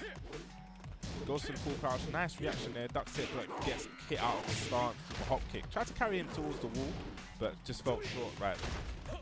Nice hell sweep. Has he got the combo? Nice. So he's adapted to the stage and taken it downstairs, but doesn't convert. It's a floor break, and we're going to go for a giant swing. Doesn't tech it, so it eats the full damage. Gets counter hit. See. So what happened there was the tailspin was already used on the first hit, and he went for a second tailspin. You can't get 2 tailspins in a combo. So the counter hit electric wind hook fist actually counted as a tailspin, so he had to modify his combo differently. Could have got the second hit there from King's low kick string. Nice Demon Paw. A bit too telegraphic with that hell sweep. It's a moderate combo, but he gets the full crouch low, but it's not converting off of it. Again, nice block. That is safe. So King had a launching low, which is safe. It's quite safe, really slow. And nice half-standing 4 for the win. So, okay. Ducks it. Nice down back 4. He's going to go to the wall. Okay, goes to the sweep. But he's not converting off the full crouch. So he's getting quite a bit of mileage out of the full crouch sweeps, but he's not converting the combos, and he's giving up so much damage. He needs to convert on that. He could have potentially had another round. Ali kick. Hop kick through the 2-1. He's going to go downstairs. Obviously go for the giant swing. He's going to go to the wall, and that is it. We've got 2 rounds apiece. See if TKT Tech Enthusiast is going to bring it back, or is Raging Master... I can't pronounce the second word. Alright, nice. He's going to go downstairs. Doesn't convert. So what you had to do there is a jab and then into down back 3-3. A down back 2-2-3, which is Jin's wall combo. Okay, so Demon's Paw. Nice stance cancel.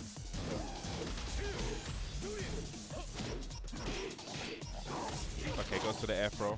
Goes for the giant swing again. I think if he goes for his other conversions, I think 1+2, 1+2, he can actually 4 break, but Shredders takes that. And we got Tekken Enthusiast taking that 2 rounds for 3. I think we're going to be joined now by CJ. Alright, Bubsy man, how's it going? It's going good. Oh man, so we've got here Tekken Enthusiast and Raging Masanari. Masanari, right. Yeah. I think they got the names wrong. It's Tech Enthusiast that took the first game, sorry. Alright, okay, I'm sure they'll swap that over. I hope they do anyway. Yeah. So we got well, who were they playing in the last game? Oh, we got Jin, and he was playing King, but I guess it wasn't. Well, I don't think he should switch. It wasn't that bad. It was it was 2 rounds close. to 3. Yeah. Yeah. I mean that's always the thing, eh? You know, some people they get shaken. Like some people in these parts of the tournament can get shaken by a loss, and they just go and switch characters. Yeah. You know, like sometimes you need that kind of break between games to assess should I be switching character, because you do get people who are eager to just jump the character select and just go wild. Especially, he wasn't doing bad with King at all. It was 2 rounds to 3. Probably he just needed a break just to see what he done. One of the things I can tell that he done wrong is he was getting the launch and he kept on dropping his combo. I don't know if it's unfamiliarity with the new combo system, but he kept on dropping combos. So that's unfortunate, but that's something to work on. Now he's going to have to start all again with Yoshimitsu. So and he's already lost life by spinning. Oh, that was in the back. Yeah, he's looking a bit wild there. I mean, starting off with the health loss, is there really any advantage to doing that? No, I think he may have thought that Tech Enthusiast was going to press a button to evade it, but he done nothing. Yeah. Oh my goodness, goes for the sweep. He doesn't get any conversion off that sweep. Oh, nice. Oh, he went for a Tekken bound there. He didn't modify his combo. Are you seeing that a lot today? Are you seeing people just all pile into Tekken tag too? No? It's actually quite surprising. People have actually, looks like they've done their homework. Which definitely they've done their homework. Oh, that's good. That's good that people, you know, like they know what's on the line with a shot at the Comic-Con down in London. Yes, so definitely. they're clearly putting in the work watching the other streams. Yeah. Oh, so that's a new thing in this game where if you trade, you keep the counter hit properties as you saw both of them launch. Yeah. So how do you feel that affects the game, Jim? It's going to affect the game a lot because, say, like if a jab or something trades, sometimes it's going to be someone else's favor. Where like if a jab trades with like a move that crumples on counter hit, it's obviously going to be the person that gets hit with the crumple move that's at disadvantage. Yeah, so certain frame traps may become even stronger. Yeah, basically. Right. So you won't even be able to trade the jab out. Yeah, it might even be worth playing for the trade at some points just to open up some more frame trap opportunities. Definitely. That's interesting. Gets the counter hit. Just going to go to the wall. Nice. Oh, misses the jab. Oh, no. Nice throw break. Ooh. Just sliding out of the corner there. I love it. Nice. Keeping him in. Relentless pressure just ran him down, and that is it. So Tech Enthusiast takes it 2 games to 0. 2 games to 0. It's 2 games to 0. It's definitely Tech Enthusiast. Yeah. But they need to switch around and make sure that Enthusiast gets stays his in the victory. bracket. Yeah. I'm sure they'll report it to the pool runner and they'll amend it there. But yeah, so yeah, obviously the switch to Yoshimitsu really didn't pay off. But then I don't know, maybe it was like, you know, the stage changed as well. Was that a factor, do you think? I don't really think so. I think it was more his Yoshi seemed to not really work in that match. Yeah. I definitely think his King, he was landing hop kicks, he was landing launches. It's just that if he converted the combos, he would have been fine. Ah, well, hopefully, you know, was this winner's action or loser's action? I have no idea. I don't actually know. Hopefully it's winners, so we can go back, maybe he can take something away from that and hit the loser's bracket with a little bit more ammo, but seems like stick with the King, see where it takes you. Yeah, definitely. It wasn't just probably find a little setup out there and just work on the combos. That's what I think. Definitely. If he got his combos, he would have won that first game. Definitely. 100%. Yeah, well, as you said, it went 3-2. So probably there's a high chance, though, because you start missing out on damage. I mean, that's what costs you rounds. Yeah. Anyway, so we got Guki Fafa, and not sure who this other gentleman is yet, but we'll find out once the brackets are updated. So do you know Kuki Fafa? Kuki Fafa, NBA player, so from Manchester. Oh, okay. Nice. I know he plays a lot of games. He's quite the NBA guys, especially the older ones, tend to be quite generalists. Like they tend to play a lot of games as well. But Guki Fafa definitely has great pedigree in Tekken. I'm sure in Tag 2 he placed very well at one of the T-Sports events. Okay. But that was a few years ago now. So that's great. I guess they're just figuring out. Yeah. Figuring out, yeah. So CB up against Sex Kuki Fafa. So that's how we got to pronounce it. So hopefully they're going to go to the character select screen, make sure their buttons are right. That's one of the, it's like a double-edged sword. Like people, I guess it's good that people can button bam. It's a double-edged sword. Now people are going to change the buttons and it's a bit it's that whole, you know, you've got to then change it. You've got to go back and change it. It's a double-edged sword. I like the time save with not having to check the buttons. Yeah. But I'm a stickler, so it doesn't affect me. Yeah, exactly. Unless you're going on after a pad player, then it's like, oh gosh. It's like this guy's not got anything on triangle. Like, what's going on here? Oh, Infinite Azure, one of the new stages, yeah? Definitely one of the new stages in this build. It's very, very interesting to see the new stage. I've saying to Ezra before, this game aesthetically to look at is beautiful. It really is. Like a lot of the stages, especially the newer ones, it's like, you know, Namco and the team have decided we can get a bit crazier with the stages we want to do. I mean, the grid stage, you know, with the spheres and everything, and the tiles falling apart, that is a beautiful stage. So we're gonna have Brian versus Nina. Nina is a character where she's obviously been in every single Tekken that I can remember. Yeah. But she's been a character that I actually kind of know little about. Yeah, I think, is she not one of the characters that's more like for advanced players? Yeah, definitely. There's a lot of more like advanced techniques for players. But yeah, her while standing ones, which are butterflies, it has an execution variant. Yeah. But you know, that's the thing, you know, you pick up an easier character first and you maybe graduate on to these characters, definitely. you know. So there are a lot of easy characters to pick up in the game, but you know, we're watching Brian swinging away with his knees right now. Brian, definitely, I think a fan favourite. Brian's a fan favorite. Definitely. Nina as well, but just don't really see her at tournaments enough. Yeah. That's nice. So it's 1 round apiece. 1 round apiece. Both guys going hard right now. CB, oh, nice. Just hitting them with the elbows, flipping them around too. This is looking good. I suppose, you know, Cookie Fafa's probably glad that this is an infinite stage. Yeah. You know, he'd probably be in a wall right now. Yeah, because Brian is one of those characters which has excellent wall carry. Yeah. I feel like the wall with his taunt excels. Oh yeah, definitely. So Brian's taunt is something which is, it makes it guard break. So basically, the follow-up becomes unblockable. Yeah. If it's within a certain amount of time, you have to hit it. It's a timing thing. It's a timing thing, yeah. And that can throw off a lot of players, you know. Yeah. A lot of players getting there sort of, like, they react to being on the ground in a certain way. You know, sometimes they need to get up and block. And then that unblockable is going to stop that plan. Oh my goodness. Oh, goes to the jet upper, but no one's home there. Okay, so Brian's just kind of low on life. I think Nina's downfall, his pressure is just relentless. He went for a snake edge there. I think it was just a Hail Mary, but got stuffed out. Yeah. Like, Nina's definitely really a poke heavy character. Yeah. And as you saw, it was just relentless down forward ones. It's relentless little mid pokes to low pokes, relentless. And as you saw, Guki Fafa went for a big sweep, and because it's so slow and Nina's quick pressure, it got beaten out. It just didn't work out, yeah. And pokes are definitely something that people should be exploring in this game as well. Pokes are usually an underrated tool in Tekken. Yeah.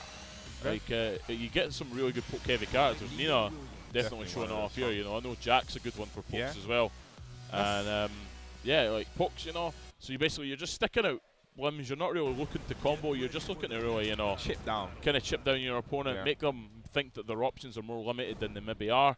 And that's when you kind of capitalise on it. Yeah, even certain pokes may lock down a lot of your opponent's offense, like what they can do.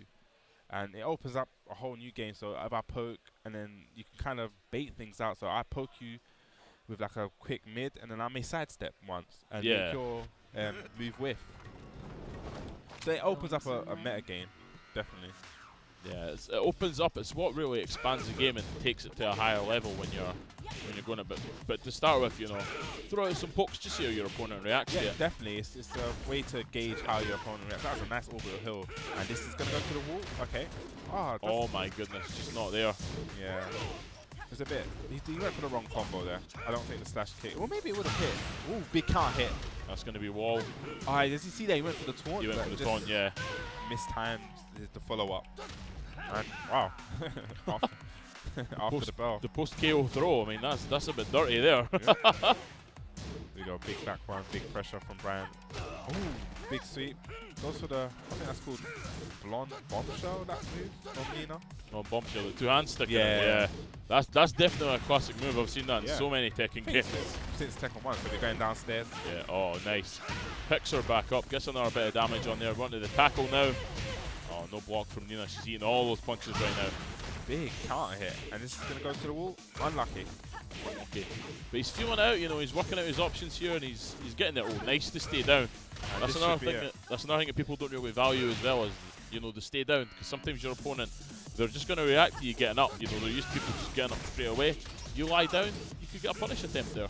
Yeah, so one thing that may happen as well if you stay grounded is that people may expect you to get up and whiff a move, and then you can punish them with a get up kick. Yeah. So it's definitely a good option.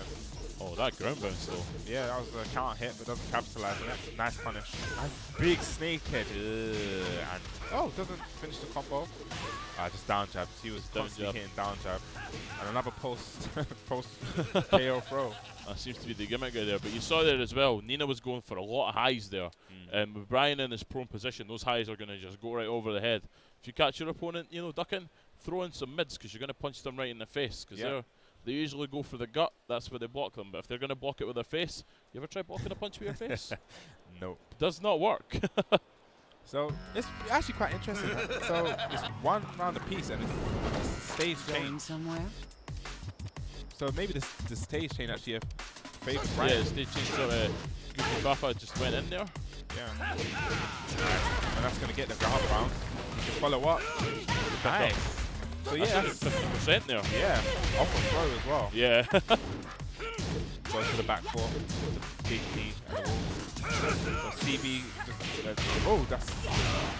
that's very nice, but drops the combo. Oh, that was unlucky. CB definitely had the right idea there. You know, I think he knows what sort of buttons to throw out, but he's just not piecing it together yet. Yeah. Goofy Fafa seems to be, working out the difference in this jungle system, working out the difference in the game. He gets that floor smash again. Yeah, so probably this is something that Goofy Fafa realized that this is free. I can get this throw now and continuously eat 50% damage. Yeah. And why not? If you know your opponent's not reacting to it, exactly. Do it again. Do it again. You'll get people that own and say, oh, you're spamming it, oh, you're being cheap. But the thing is, if you're not changing what you're doing, your opponent's going to abuse that. Yeah. And that's how you should play. Is this going to hit? Did he press the button? Yes, he did press the button. Goodness. And this is going to be a lot of damage. But I don't think it's going to kill, but Brian's definitely going to be in a bad way. Oh, definitely after that triangle choke. Throwing herself at him and whoa, big counter hit. That rage counter hit? I mean, rage, what a mechanic. Yeah. Oh, nice orbital hill. Drops the combo though. Nice. So it's just, I like that Brian is staying back at a range and he's letting Nina not get that close pressure. Yeah. He's playing a more passive game. He's waiting to see what's going on. And he's like, I see what you're doing here. See, and he walked straight into the orbital hill and that shit. Oh, no, he goes to ult. Oh, the trade. Yeah. And I think that is it, yeah. Yeah, I believe that's it. I like the slow-mo stop as well on the counter hits as well, like when they trade. Yeah, it really solidifies what's actually happening. That's one of the things I really respect about Tekken 7. Like, they added these features in, like the whole new trade flashes, the whole new slow motion. And even though it's like the same kind of moves, it just gives it a whole fresh feel. Yeah, it adds a completely different sort of feel to it. You're right. It's amazing. I think slow motion is definitely one of the best additions to Tekken. Yeah, especially on the counter hit trade, especially because it gives you that little bit more time to assess and evaluate what's going on. Because sometimes it could be hard identifying counter hits, and it's either going to go two ways. You're either always playing for the counter hit and it doesn't happen and you get punished for it, or you're never playing for the counter hit and you're never really optimizing those opportunities. But with the stop, with the slowdown, you sort of get that chance to really go, okay, he's crumpled, I've just been jabbed. Let's get some big damage off this. That's definitely very true, because I remember I've played Tekken for a long time, and sometimes I'd have to sound confirm. I actually listen to sounds. So with this visual, like, people learn a lot better from visual. You're seeing it. So with this visual, definitely, and especially for spectators, it gives them a great idea of what's actually happening, what's going on. So up next, we're gonna have Ru Kang, who is the reigning Hypespotting champion. Yeah, he is indeed. This could be a 3-peat. No, he wants it. He always wants it. He always comes here at Hypespotting with his A game, and now it's a new game. He's got a new A game in his ring, but he can't do it. It's Ru Kang. He's got the pedigree.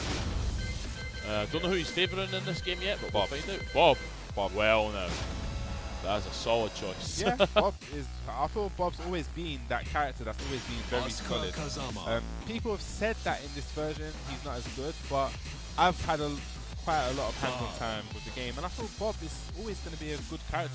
It's just the way he's designed. Yeah, yeah, you know, he came in 6, yeah? Yeah. And came in it the sort of, you know, so he came in like fresh for the bound system, so that Yeah. obviously worked. And now, you know, a little bit of tweaks and stuff, he's probably good to go for this game too. So yeah. So you got Mario, oh sorry, Rukang versus Starkiller Shane. Wow, what a name. Yeah, so we got Bob versus Asuka. Now, I know Mario, Rukang should know this matchup quite well. I think we have a few Asuka players.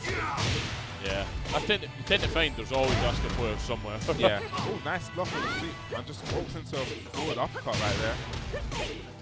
Wow, that was Shane, though. That was nice. big damage. So There again, the value of just staying down. yeah. Oh, Okay. goes for the wall. There's the Launch punish. So Mario, what Mario is, or Rukang is very famous for doing is, if he knows that you're not going to break throws, he's going to abuse you with throws Yeah. until it breaks you down mentally. He's really a guy that likes to break down your opponent mentally. He really plays that mind game with you, and I feel that's really strong. Yeah, that's what like fighting games are all about, really. Once Yeah. you get to higher level, is, you know, getting past what happens in the game and getting to your opponent can be a really valuable tool. And identification of what your opponent can and can't do is always going to be good. Yeah. Yeah, there Mario with the down chops. Could have set that, sidestep that. The last hit of Bob's jab string, and we're going downstairs. Wow, nice. Just a tailspin. Okay, try to catch him ducking there with a big launch in mid. Could have punished that a bit more. Just nice. 7 golden letters. Those letters are so golden now. They're perfect. A big backhand as well, just to seal it out. Here we go. It's not like there's no sense of life here from Starkiller Shane either. The first round was really good for him. Yeah. It just seems to be, you know, Rukang, he's that pedigree, that better player, that tournament player. He's identifying what's wrong and, you know, really punishing him for it. Yeah. I just saw Mario, Rukang went for 3 health sweeps there. He's just really trying to wear your opponent down. He's really someone that, nice, sweep. So he's really someone that likes to condition you. And Not bad. I'm going to let you into a little secret. I think Mario sometimes throws out those lows to annoy you and then make you want to do a low. And as you saw, he blocked the that's sweep. what happened. He got the low. He's like, okay, I'm going to keep health sweeping you, get you annoyed, and now you're going to do a low. I think that's Mario's very smart in the way he plays his mind. Yeah. I really think he's a really great tournament player because he knows how to break you down. And as you see, he's the double height point champion. Double height point champion, yeah. Playing the player, not just the game. Yes. Seems to be Rukang's plan anyway. Oh, sits down on him So today. he's probably noticed that Starkiller Shane was staying down. And Yeah. now he opted, okay, you're going to stay down. I've read that. So Mario's showing great adaptation. Great adaptation. Oh, gets the counter hit, but doesn't convert the combo. He gets the ground hit. Oh, goes to the Punish it. Oh, goes to the counter, holds it. Yeah. Well, Mario should have reacted to that and goes to a launch and throw. It's going to be a full combo. Oh, catches him ducking. Oh my goodness. There's going to be a comeback from Rukang. Puts him to the wall. This is going to be dangerous. Just wave dash. Wave dashing in. Wave dash in his face. Trying to see what. Oh, that was a big whiff. Just press Ranger. Is that going to hit?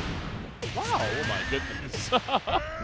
So I guess Mario kind of read the opponent's timing to Yeah, attack. he did. Because it looked kind of just out there. Yeah, that was a gutsy rage art. Yeah, you know. very gutsy. To anyone that's not watched this game already, you know, it was like you just threw that out there, but you know, he's in his again. That could just be part of the main game. It's like, yeah, I'm just gonna throw this out here and what? A game up, a round up. I'm comfortable. Yeah, yeah, definitely. He's got space to play with things and see what's happening. Okay. Yeah, wave dash on. Okay. Oh, big whiff. Yeah, Bob unfortunately doesn't have a standard launcher. Well, a quick standard launcher to punish those kind of things. Nice. Spring get up kick. So, oh, he's done it again. I don't think. Yeah, he's blocked. Blocked this time. Nice. So he made a really gutsy read there. But He did. He went for another one. I mean, you know, he wins the tournament. He wins the game with it, but he still keeps going if he feels it. I mean, he's got the lead now. Yeah. So I guess he's got time to play about. And again, you know, that's going to make him scary for other opponents as well. Anyone watching right now will be like, he's just playing around. Like, what am I going to do when I get up against him? This could potentially be it. No, it doesn't go to the wall. goes for the rage drive, nice throw break, and that's gonna be it. Yeah, just a quick mid poke, nothing too unsafe. Not bad. And Mario showing that he's definitely in strong contention to take this. Yeah. He is up there again. So the rage drive, like, what is the difference between the rage art and the rage drive? Okay, so the rage art has a big cinematic, and the rage drive is normally a move where it kind of gets you in. I feel it sometimes has great frame advantage. It doesn't have a cinematic, and it's like a launcher, combo start. Right, yeah. Each one's different. But it's generally a move that you can do in Rage. It doesn't have the cinematic, but the Rage arts do have the cinematic. So it's more of a utility move. It seems to set stuff up instead of Yeah. rage art, which is like, here's some damage. So yeah, for example, is Brian, what I know personally is Brian's like Rage drive. I would use it just to get in and get frame advantage. Yeah, that's good. That's good. You know, because sometimes it's that in that you need Yeah. to really do it. Because frame advantage being, you know, you hit with that move, your opponent can't actually do anything before you can do something.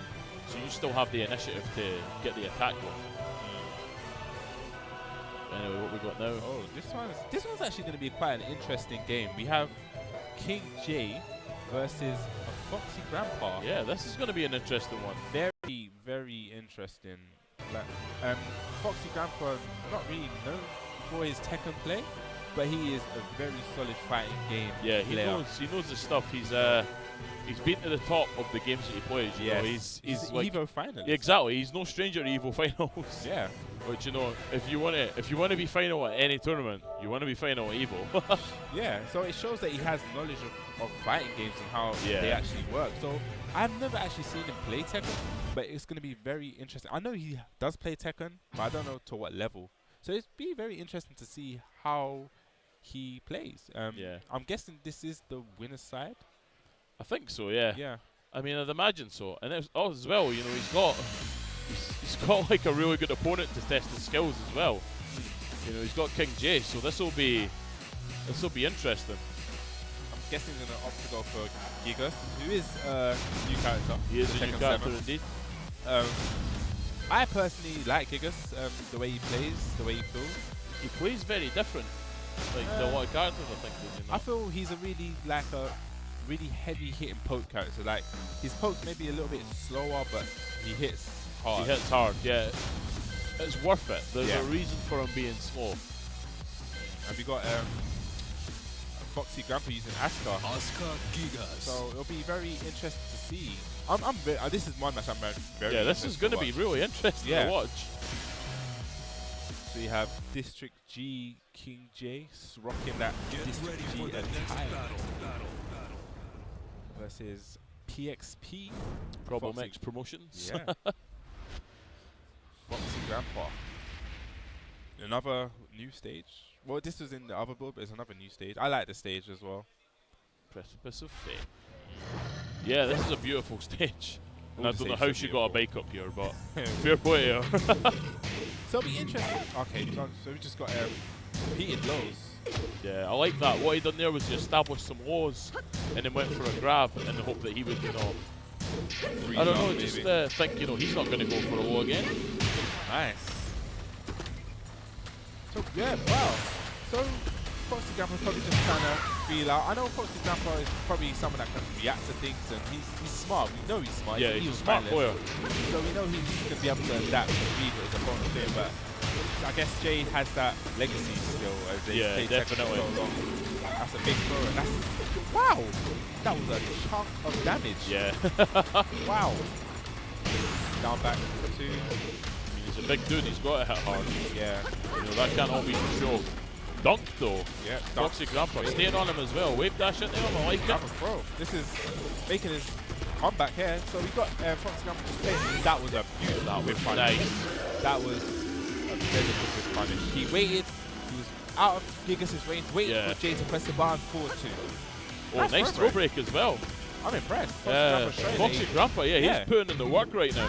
Oh, unlucky. Oh, That was a dunk good punish. though. Yeah, you can't throw out forward 2. It's very unsafe. In the back. On the back though. Yeah, you don't want to get hit in the back. Back leads to more advantage. Back, when you get hit in the back, you can often get strings, like, and they're probably guaranteed, and you're going to eat a lot of damage. Yeah.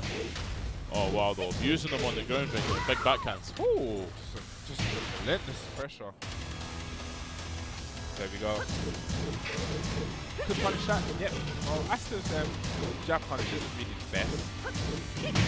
Oh, can't hit. Tackle though. So that Gigas actually took that move from true over. Yeah. Yeah. Oh, just walks into a forward two. And Asa has got the race, so it's going to be a little additional damage. Okay, tries to go. Oh, couldn't punish that. Oh, he could have gone for the 2-3 punish. Unlucky. Knee to the face. Gigas. So yeah, Foxy Grandpa made one mistake there where he went for Asuka's punish with 2-1, which is the jab string. But if he went for 2-3, which is the punch kick, it would have wall splatted and done so much damage. Way more damage, yeah. I mean, that's the thing as well. It's identifying your options as well in this game. You know what string is the best one to go for. Yeah. There we go. This is going to go to the wall. Yeah. Oh, dive to the wall. Couple stomps. Huge damage and just relentless. That is going to be it. Shoulder that was brutal. I'm liking the look of this Gigas character right now. Yeah, Gigas, I think, it's a very interesting character the way he plays. So, as you see, Jay's doing that kind of power crush. Like, you see Gigas it looks like he's kind of charging up. So, it absorbs right there. It absorbs a hit. Yeah. But Gigas eats the damage as well. But yeah. that can be beaten by low. So if he does a low, it beats the whole power. Okay, yeah. And they also hit high, yeah, I believe. The power ones, or is it? That one just absorbs the hit. Alright. No attack on it. Ah, that's still cool though. I like that. Oh, goes to the toe, and that's going to be it, yeah. Big damage in the rage, yeah. I don't think rage affects the throws, but that throw just does the damage anyway. The damage. Yeah. Nice block on the low, but doesn't get the punish. Okay, catch the game. He's skirting about, but Foxy Grandpa, you know, showing he's got some fight in him here. That shoulder bar just catching a lot of mileage. This is going to probably be dead. Oh. Why did that do so much damage? That wall splat damage. That extra chunk. Yeah. Wow, that's a big swing. That was a big whiff. Could have got 4-2 there. Okay, so Gigas doing those raw running. Oh, nice with running. So Jay's really abusing Gigas' shoulder barge. Yeah. I mean, you know, Foxy Grandpa has shown signs of, I'm just going to eat this shoulder barge. He's not really done anything to work around it, I think. That move is really hard to sidestep. Yeah. Walk it, but I think it may actually, because it's a running move, it may realign, and that's going to be it. Jay reading that 1+2 throw done was really carrying him. Foxy Grandpa didn't react to it or really was breaking those throws. I mean, we saw one break early on, but then afterwards we weren't seeing that throw getting broken, and that was big damage. 1+2, yeah, that is a 1+2 break. With Tekken 7, which is new, is that generic 1 throws and 2 throws, they can get broken by either 1 or 2, but command throws, you still have to hit the button. Yeah, you still have to hit the buttons. Yeah, you have to hit that legacy skill. So, I guess we're going to have, maybe Rukang's on the stage, yeah. Kind of creeping on and off the stage. Okay, yeah, he's on. But who's he playing? Rukang and King Jay's still hanging around. I don't think they're definitely not in the same pool. No. Yeah. They're definitely not in the same pool. Okay. So we got Rukang just setting up. Always eager to play. Very, I guess.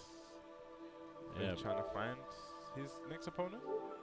Yeah, this is Tekken 7 at Hypespotting 6 though. I mean, this is so awesome of you guys to bring the game down for us. Yeah. And especially with the new build as well, us getting to play around with Eddie and the Bears a little bit earlier than the rest of the world. Yeah. It's actually quite interesting. It's a new build, but I haven't seen any Eddie or Bear players. I think maybe people have been doing I think you'll probably see them more in casuals. I reckon people have been doing their homework on characters that they like already, and they don't want to risk it by picking Eddie or Bears. But I reckon once the tournament winds down, once we get to casuals, it's going to be like a Brazilian zoo over there. It's going to be capoeira and bears going on, and it's going to be amazing. But no, honestly, thanks everyone else that's on the stream for tuning in to join us too. Definitely. Tekken 7 tournament running very well. We got all 128 entrants. Yep. Top 3 going to MCM in London. Definitely. We've got other stops on the tour as well. Yeah, so I said it. The next one is Dublin. Then we're going to go to Manchester, Birmingham, and the final qualifier is in London, and then the finals in London. So London, it's not 2 qualifiers in London. It's one qualifier and then the final. And then the final, which happens to be in London as well at MCM Comic Con. So you heading over to Dublin for the every event. Every event. Oh Every my event, goodness, I'm you're gonna getting be in there. trouble with this game. That's amazing. You know, I bet the Irish guys are loving it. You know, you've got a lot of strong Irish players in these games as well. You know, Fergus, Truth. We saw the Truth play earlier. Yeah, Truth was up. He was. Played earlier up here. Definitely, he was playing Jax.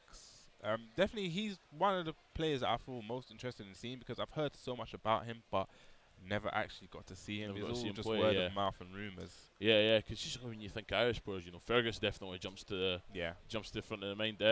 And today, I believe some of the Scottish players are going to be travelling as well. We've already seen some of them up, like DJ Vu and Smid. Yeah. So They're going to Ireland? I don't know if they're going to Ireland, but I know they're going to Manchester. I think that's the next one for them. But when's the Manchester one actually?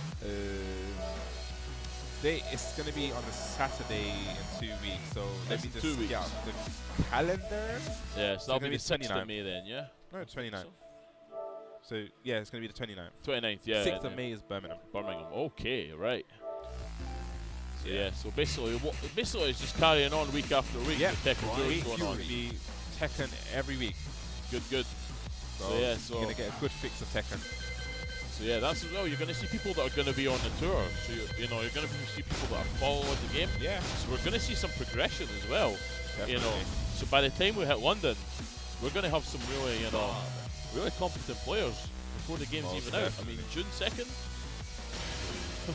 It's come a lot quicker than I thought, but yes, definitely pre-order. Get ready for the Second, but we'll talk about that after. Yeah, this we've got to match. talk about this match. We've got Guki Fafa up once again, and he's up against Rukang. So Guki Fafa, of course, Manchester. Rukang used to be part of the NBA team. Yes, so they probably do know each other. They probably know each other pretty well. Now, interesting. This let is the the show G-Corp helicopter. No, it's not the G-Corp helicopter stage, is it? No, this is a new stage. I didn't catch the name of this. Interesting. Big power core in the middle. Yeah. Brian, Bob, both guys seem to swing a lot of big moves. So this is going to be interesting. Definitely, I know Mario Rukang has a lot of experience with Brian. Obviously, we have a really strong Brian player in London, Dinosaur. Yeah. Guy. Just chopping away, chop. Okay, back one pressure and goes. That's the rage drive. That's the rage drive, yeah. A lot of advantage. You want the advantage. Downside was there. It looked like Guki Fafa went for a high, and Rukang was like, I'm going to crouch that. Yeah. I'm going to watch it sail over my head. Nice punish there. Could have got a forward back punch after the back four, but I guess he didn't expect that to hit. Yeah. Okay, gets the counter. Cool, Mario pressing buttons and big uppercut while standing one forward. Going to push him in the rage. Nice! But doesn't get a wall splat. If he got the wall splat, that probably would be dead. Back one, brain pressure. Okay, this is not going to be dead, but it's going to put him in a bad position. Splat him down for Oki. Catches him. Oh my goodness, can't see with the wall. Ease him up and takes the round. Yeah. So Guki Fafa definitely showing he can fight with Rukang and orbital hill. Is this going to go to the wall? Yes. Oh, he's got the wall this time. Ooh, went for that big hit. He was hoping he was going to get up quicker. I think he's trying to get the wall splat. Alright. Get him when he hit the wall. Okay, side step 1+2 and he catches Mario pressing a button after that and it's going to be huge damage but drops the combo and this could be it. Yeah, I don't think this is going to hit. No. Oh, he drops it. But he's not getting punished though. Great drive again. Goes for the mid this time. Yeah, this is actually quite tense. Yeah, this is getting close right now. Both guys have lost rage as well. Yeah. I said slow motion from the crowd. Oh, jab combo. Wow, so Guki Fafa being really strong. But Mario is a tournament veteran player. He knows how to get jump. I mean, that's it. This could be, Guki Fafa, a better player than he's, coming up against before. This could be a download game. Rukang could still come back, but then again, Guki Fafa could just snowball. But this round is definitely in Rukang's favour as he closes it out right there. That was really nice wall pressure from Mario. Sort of flicked the switch there. Yeah. That he knows when to kind of go in. That's one thing in Mario. When he smells blood, yeah, he's in. He's like a shark. That's sometimes the mentality you need. You need to be able to switch gears to get your opponent, guessing again. Yeah. Nice. Woo, big wall splat. That could be it. That was a really nice conversion. That was a strong round. That was That was a really nice conversion there. So he went for the back 2-2-4 string. It's a whole string, and he actually resplattered Brian again, and he actually got another wall combo. That was really good. Let the He show got 2 wall combos there. Yeah, that's that is a valuable thing to grab. 2 wall spots. Oh, big chop at the start. Yeah, just chopping him out. Could have whiff punished that, but a bit slow. Tried to whiff punish the chop, but got blocked. Okay, Mario. He's playing a lot more cautious, I feel now. He's just throwing, catching and ducking. And is this gonna go to the wall? Yeah, we get Yeah. the wall. Oh, Oh, so unlucky. close. Tried to punch Rage that. drive. Rage drive. Hope we got a chance to come back. There's not rage drive again. Oh, the trade though. I really like how Mario is being very cautious. I think he's noticing when Buki Father has rage and he's taking his foot off the pedal. He doesn't want to go commit too much. And actually, that's one of the things before this tournament, me and Mario had a talk, and I said to him, you need to be careful when people have rage. Just take your foot off the gas sometimes. You don't want to go running in. Yeah, the last thing you want to do is run into a string that they're throwing out in a panic, and then the round's theirs because it's rage. Catch and step in, nice. And this could potentially be the round if he gets to the wall. Oh, unlucky. The back punch whiffs. Okay, so Mario's just taking it slow. That could have been a whiff punish for. Oh my god, what's gonna Oh my happen? goodness. Healthy wins. That's what I love about the slow motion. Guys tend think, to not know. yeah, you just don't know what's going to happen. Okay, so this could definitely go to the wall. So wall combo. Yeah, there you go. Goes to the forward string. They're holding the kick. Could have jet up at that. Could have actually got a full punish. Oh, side steps. And then the command grab though. This is going to be big damage. Not dead though, he's dead. Oh, just eating the counter. Hot kick again. Nice conversion. Stays down. So now Kips Bob's up in the his plate. face. And again, nice. So that is a natural combo where you can, if the first hit hits, you can kind of visually see and confirm it. Go for the next one. Yeah. So it's good that Cookie Farmer is visually seeing that it's hitting and completing the string. Oh, big counter hit. And Nice. wakes up, gets counter hit again. Definitely to the wall. Nice. Nice Combo. chunk of damage added on. Goes to the knee. Goes to the sword. Makes a follow-up guaranteed. Mario just backing up now. Just runs up and jabs then. Cookie Farmer bringing this back. Move out, yeah, he's bringing this one back. He's looking strong now. Definitely not out. There we go. Mario now going for the throw. And now Cookie Farmer answering back with his own throw. Goes to the soccer kick. Big counter hit. Gets the guaranteed soccer kick again. Pick up here though. And what's it going to be? Mario backs off. Oh, goes for the wall. Nice. Dirty low. That was really nice from Mario there. Didn't, Cookie Farmer had the momentum there. But it just didn't seem to be enough. Yeah. It's really nice. He's able to break the momentum. When rounds can really change the way games run, and Cookie Farmer definitely seemed like he was riding the momentum. Yeah, he was building it back up, but it just seemed to be Rukang already had enough kind of in hand that, when it came down to it, him just turning the tide that one time was enough to take the game. Yeah. And momentum can be a hard thing to break. And let's see. I guess up next we have, I'm not quite sure who. I think that's Tiny Tiger from up in Dundee. And we have Needs More Coffee. Needs Played More that Coffee. Yep. There we go. I'm very familiar with. He's from. I want to say Yorkshire or something like that. All right, yeah. He's from the Midlands, like north. Well, everywhere from London's north. So Yeah.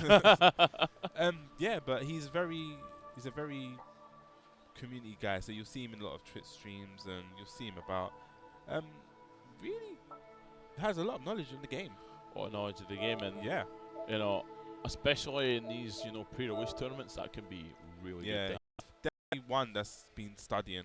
Yeah. Definitely one. I personally know he's been studying, and he's a very strong player. Like, I feel he's very young, and he's one of the ones that are gonna be up and coming. Yeah, he's got the potential to grow. He's got that. He's got the youth on his side, and with that keen study in mind, which a lot of players need to have if they want to get a lot better. As you study the game, you can really pick up what's going on. Yeah. So I think, you know, having that on his side too, that's going to be really good. You know, definitely someone to look out for when the game drops on June 2nd. Pre-orders, get them in. Yeah, pre-order, you get Eliza. Now she was only exclusive to Tekken Revolution before, yeah. Yeah. And yeah, like I said, June the 2nd, you have Deluxe Edition if you want to get that. That comes with the Season Pass and 2 guest characters. So that's definitely, and that's only available in the UK at Game and GameStop Ireland. So those are the only 2 places you can get the Deluxe Edition. You want the Deluxe Edition, which you do. Yeah. Because you want to know who these guest characters are. And you want to be right there to get them as soon as they drop. Yeah, I mean, it's been quite interesting seeing, reading, and lots of watching people's speculation about who they're going to be. It's been quite interesting. Yeah, I mean, there's been a lot of lines of thought. Yeah, I've seen a lot of people's like train of thought of why they think this character, and it's making me believe. Yeah. I'm like, maybe this guy knows. So, and then if you want to, there's also the collector's edition. I know that's kind of very sparsely available now. I've heard a lot of places sold out, but you kind of get the collector's edition, which comes with that beautiful statue. Oh yeah. I've seen images. I haven't actually got my hands on one yet. Like to see hands on, but I've seen. No, I lied. I have seen it hands on. Yeah. Yeah. And it's a great statue. It looks amazing. Like I've not seen it yet. I mean, I'm considering a collector's edition just to get that. Yeah. You know. Sorry. Yeah, I have actually. Yeah. Moving into a new flat, I'm gonna have to have some shelf space I need to you know, fill up. You know, why not have that beautiful statue? Hopefully, I can get my hands on one myself. So we're gonna have Kazuya versus Paul. So Needs More Coffee opting to go with Paul. Interesting. He has a variety of characters. He's actually a Kuma main. Alright. And I know he was excited when he came in the hall, and like everyone was gravitated and just thought, hang on a second. Goodness here. No one knew until today that this was happening. Yeah. So we got, but he's definitely he can play a lot of characters. Right. Oh, good old demo man there. Yeah. Okay. Oh, relentless and wow. Oh wow. Interesting. That was the most stylish demo man I've seen ever. That was very interesting. So as you saw there, Tiny Tiger went for 3 lows in a row, and Needs More Coffee said nope. Nope, none of that. Hop kick. Hop kick. Hop kick, always a great option. Yeah, your opponent's hungry for lows. Oh, went for the neutron bomb there, but just got countered out. Love the pickup though. It's going to go to the wall. Oh, unlucky. So Paul with your back against the wall is dangerous. Yeah. Yeah, that's what I said, it's dangerous. Ball's coming down. So what Coffee done there is he used the plus frames. He used his advantage on Paul's sway back kick, which is advantage on block, and went for the shoulder barge. Yeah. And that took him downstairs. Sway back kick, you know, if you identify the sway, I believe it's a high. So yeah, it's a high, definitely a high. Yeah, right there. There it's we a high go, and yeah. it holds, so you can't step it and just, Oh, finish off with the demo man. Yeah. Like Paul character that I definitely gravitate towards when I'm playing Tekken, you know. Yeah, he's a high I see Phoenix Smasher. Sure, everyone's seen that. I see big damage. I'm like, yeah, I go for that. You know, so Paul, Gigas, they're the sort of characters looking at. King as well, huge pro wrestling fan. Yeah. Like, I'm hoping someone comes up with King, because then I can just go absolutely nuts. Yeah. But yeah, like I said, Paul is definitely one of those characters that he hits like a truck. Oh yeah, he does. He hits like a truck. Before Kane and Trench went to the UK qualifiers, me and him were sitting in the Namco office and just going through matches. And I killed him in 3 moves. Death Fist, Rage Drive Death Fist, Demo Man. Game over. He is a heavy hitter. He is the strongest in the universe. Yeah. He's supposed to be undefeated in Tekken Law, right? Yeah.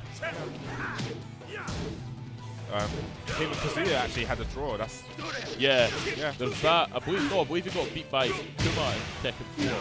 Oh. And that's where their rivalry comes in. Oh, okay. He also, but my favourite piece of lore for him is that he actually won Tekken 3, but then Ogre transformed into True Ogre. Yeah. Nice. 1-1-2 confirmed. Jab. I think that's called Flash Punch combo. Yeah. And Tiny Tiger getting around here on Needs Nice More Coffee. Ooh, neutral hop kick. Oh wow. That's gonna go to the wall. Yeah. Nice. I need to get the pen and paper out. Yeah. That was. just a great series, and it shows off, you know, Paul as a powerful character. Yeah. That said, though, Kazuya is definitely one of, like, Mishima's, you know, that's a strong way to go in this game too, but, well, you want that raw man damage. You bring the Paul. Nice. Tries to carry him towards the wall. Unlucky. Oh, Okay, nice. blocks Blocks it. the wall. He should low parry that, I feel.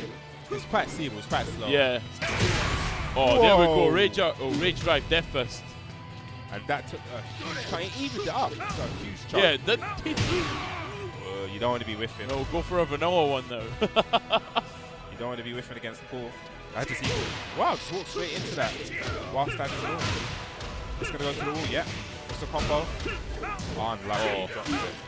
I think he was hoping for more there, hoping for a sort of reset scenario and respawn to the wall, but It's actually, this is it. Game over. yeah. You don't want to get Death Fist against the wall.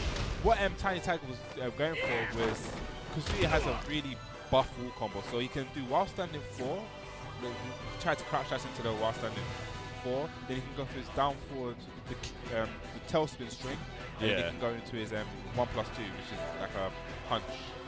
Oh, double yeah. punch, and that all actually hits as a wall combo. Oh, nice. So that's what he tried to go for, but I'm probably a little off time.